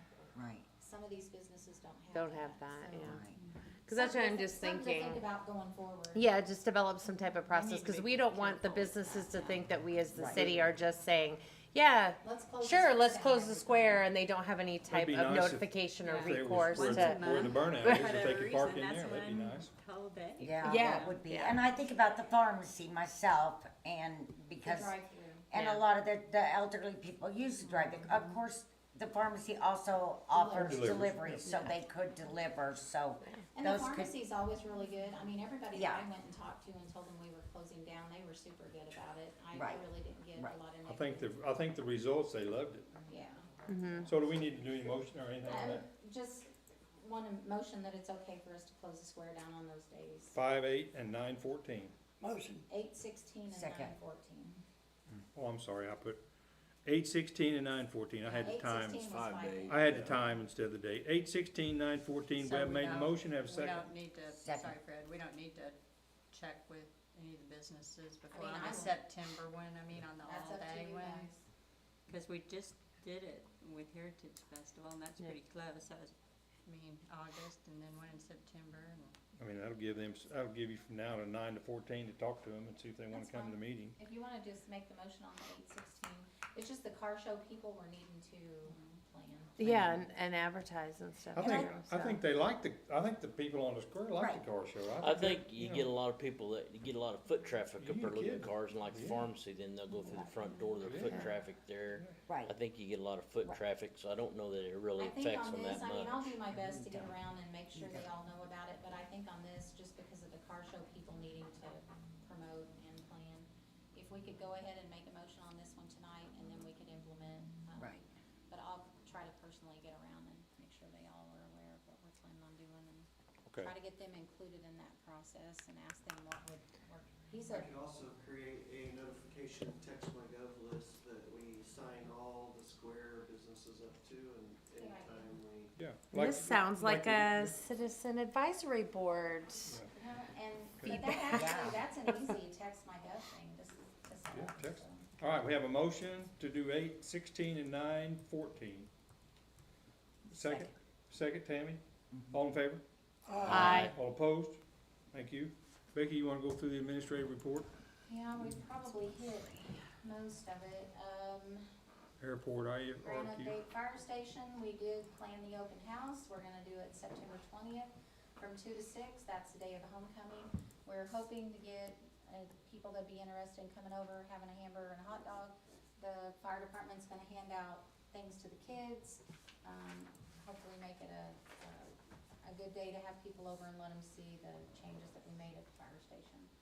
The airport, I found out about some grant money that was available that will possibly reimburse us for fees we paid out in airport manager this last year, and also possibly help cover some funding for fuel. I'm working on getting those sent in. Good. I was hoping to have my budget, a basic pool budget back for this council meeting, but I don't have it yet. When will we have that? I don't know, I mean, I thought, he told me he was gonna try to have it to me by today, and I didn't get it, so, and I didn't have time to ask him this afternoon, so I'll find out. I'll try to text you guys and let you know, give you an idea when we'll have it. We received the pipe this week for the sewer extension to the annex properties on 20th Street, that is, out there, the ones we just annexed in, the Earth Outdoor Building and the Stephen Gums Insurance Building. The tennis court resurfacing is done, I don't know if you guys have. Looks good. I went by, it looks really good. Real good. The consumption license, condemned And- housing. And we're still gonna be able to get the new lights up, right, on the tennis Yeah, courts? Yeah. Condemned housing. I don't know how you guys wanna move ahead on that. If I you think wanna it's start- great news. If you want to move ahead with the demolition of the buildings, basically what we found out is that we would need to add that as part of the packet for those bidding on the project. They would be required to carry the liability coverage, naming the city as additionally insured. Initially insured means we're still under the hook. No, we stand to be paid by the insurance company. We stand to gain from that claim. Larry? If we're an additional insured, that means if there's a mishap, then we're covered as well, Okay. Through that insurance. through their policy. Okay. And we would just be making it the responsibility of the contractor to have Demo that. would carry a liability. Correct. So that's great news. So Yeah, I was gonna say, that Super seems great like news. a win to me. See, aren't we glad we just But it- didn't So our give bid that could last potentially year? be I mean, higher. that- That Cover doesn't take that. care of the asbestos, folks. Well, No. but that also can be put off on the contractor. If we order it, we still have some issues there. We have a responsibility to notify DNR, as long as we follow the steps of DNR. If we get too deep into something, they do an inspection and we decide that it's got a ton of asbestos and we don't wanna tackle that. I mean, we can always back out of that condemnation process at Yeah. that point, but I mean, it's up to you all. It's your decision on that. These people have drug their feet long enough, now they're gonna end up, cause it's gonna cost the city more money if you add that insurance on it, and if you add the asbestos abatement on it, to haul it off. It's gonna be double, it's gonna be double, don't you think, Mark? Triple, imagine. Yeah, yeah. So, With the we, asbestos, if we have to haul it out of state, it's gonna. yeah, I mean, if it cost 5,000 before, it. And it doesn't matter if you put that onto the contractor, requiring the contractor to get If there's a- asbestos, make it part of the and bid. it's still gonna come back to us if somebody doesn't pay for that demolition, we'll still be paying for it. Yeah. So I mean, I don't know, if you wanna move ahead, we know that we can get insurance coverage. It really amounts to whether you wanna move ahead at this time and take on that expense. Do we need a motion or what? How much did you budget this year for demolition? Took it all I out. think we just, we're gonna skip a year. We were gonna skip this Yeah, year. I don't think we left anything in We for didn't vote demolition to this skip year. a year, though. That's fine, this is good news for next year. Now, what we can do, Yes. if you want to start, it takes months to go through the process. Right, that's what I'm thinking. So if you wanna start the process, then the demolition wouldn't actually take place until next fall. I mean, So honestly. wouldn't it be best to go through the process to know what we're dealing with, to know how much we wanna budget for those in the Exactly. next year? So See what it's if we gonna just cost. stop, then we're losing ground. So at Yeah. least the time can be on our side. We don't have to invest the funds until we We can determine. go through the notification what we're gonna be spending, processes, Yeah, that I kind of agree. I stuff, say go we through move the ahead. building commission, all that stuff. Because we did see some results on some of just the Cause sometimes just going through the process, Yeah. you're gonna get movement from the people, not on everybody, of course, And but. Danny has, made some progress on some of these buildings that, some of these outbuildings that need to be torn down, we're just getting people notified and getting those taken care of. So far, we're getting pretty good cooperation. So on most that. of the people are doing it themselves? Yeah. Good. Lights a fire, not Good. literally, but you know, because that's not what we were saying. I think- Don't light any fires out there yet. I think when Mark was But, doing it, and yeah. Danny and Clint doing it, when you go talk to people and just Yeah. communicate with them and Right. tell them why and everything, Communication you know, I know it's not gonna help is them all, the ones that don't live here, but the most of them wanna be helpful. If you Yeah. give them a list of someone who may be able to help them, Plus, when they see other places being tore down, yes. they say, well, we better get rid of this or they're coming. Do we need a motion to And a motion to continue, continue with the? How We're do we- already doing it, so I mean, Okay. I don't. we don't need a motion, we just, We just kinda held up on it because we were waiting to find out about Yeah. insurance. okay, all right. So we just now know we're good to go and just Yeah. keep on So keeping on, basically. I did find out that I was informed by the EPA. I love it when I get visits from EPA and DNR. It always, Oh, no. Like today. but yeah, DNR was here today, but EPA requires that we have a spill containment plan for the airport fuel. And we can't just say, we have a containment, it meets your guidelines. We actually have to have somebody that the EPA says is certified in containment plans come in and write up a plan that we have the correct concrete, blah, blah, blah. And that plan is gonna cost us anywhere from $1,500 to $2,000 to prepare and submit to the EPA. So, So I need, I need. Toth do that? Huh? Can we have Toth No, do that? Toth is not on their list. So it's their, yeah, that sounds fishy, doesn't it? So we need to have a motion to do that, Yeah. I make a motion. to pay for the, I'll second it. That will come spill out of containment plan for the airport fuel system. We got it in there, yeah. Motion by Brenda, second by Mark, all in favor? Aye. All opposed?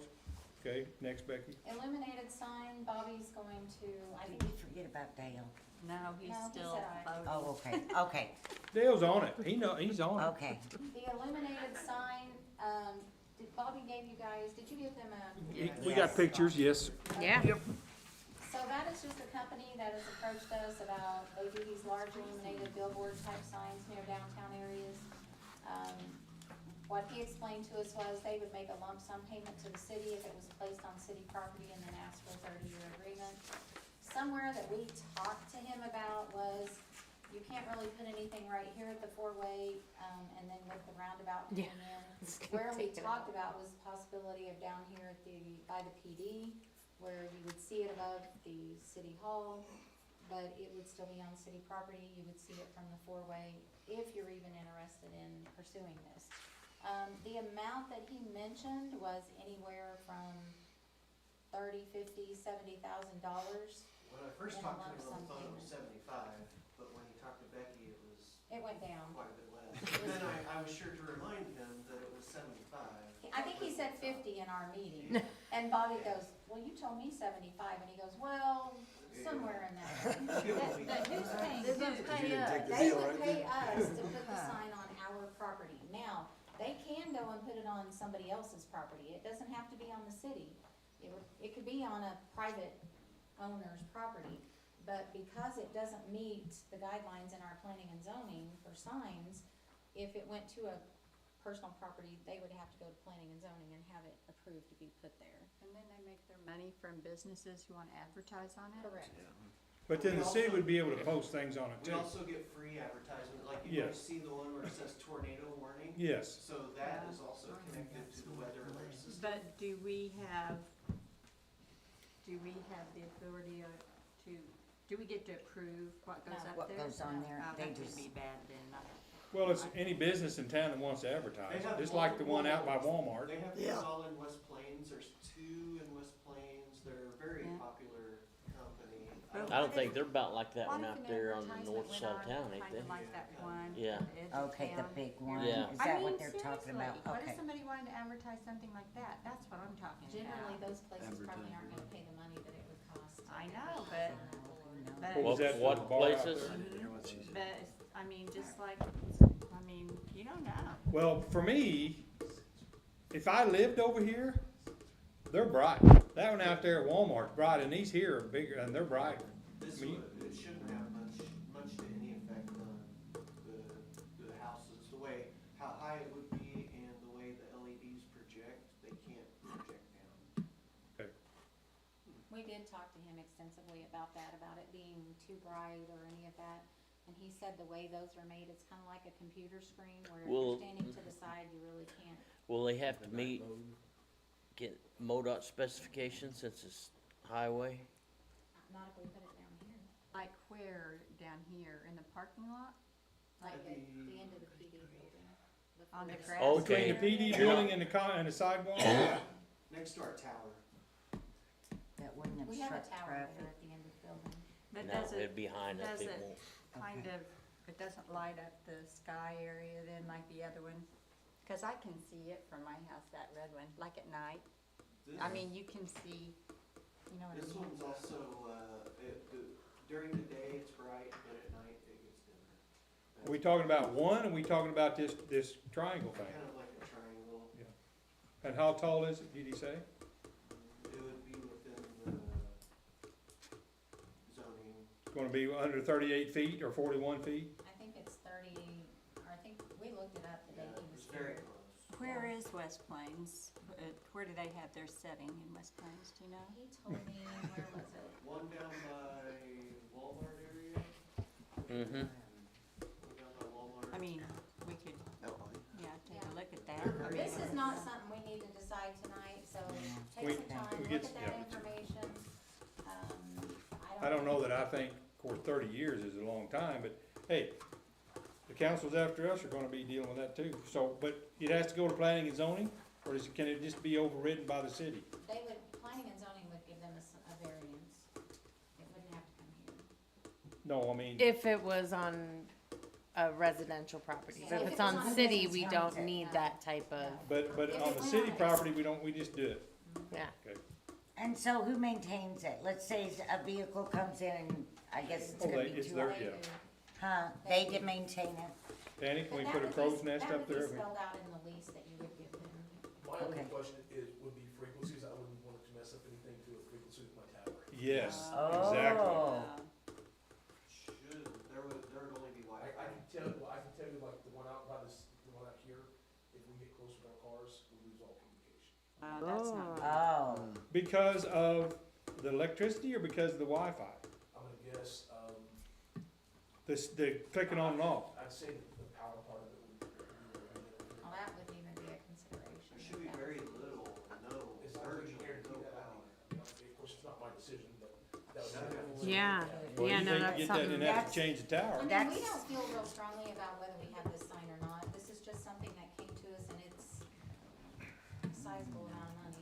it is a good income, but again, safety is our number one concern. There's a- Well, I wouldn't do it at all if it's gonna interfere. Yeah. It may not, I mean, it would just be a concern that I would. It's definitely something that would need. Cause they don't do the sign down by Walmart, it doesn't sound like. Doesn't- So that's it. So yeah, I definitely asked that question, what's the difference between that sign that messes with your frequencies versus this one? So just kind of,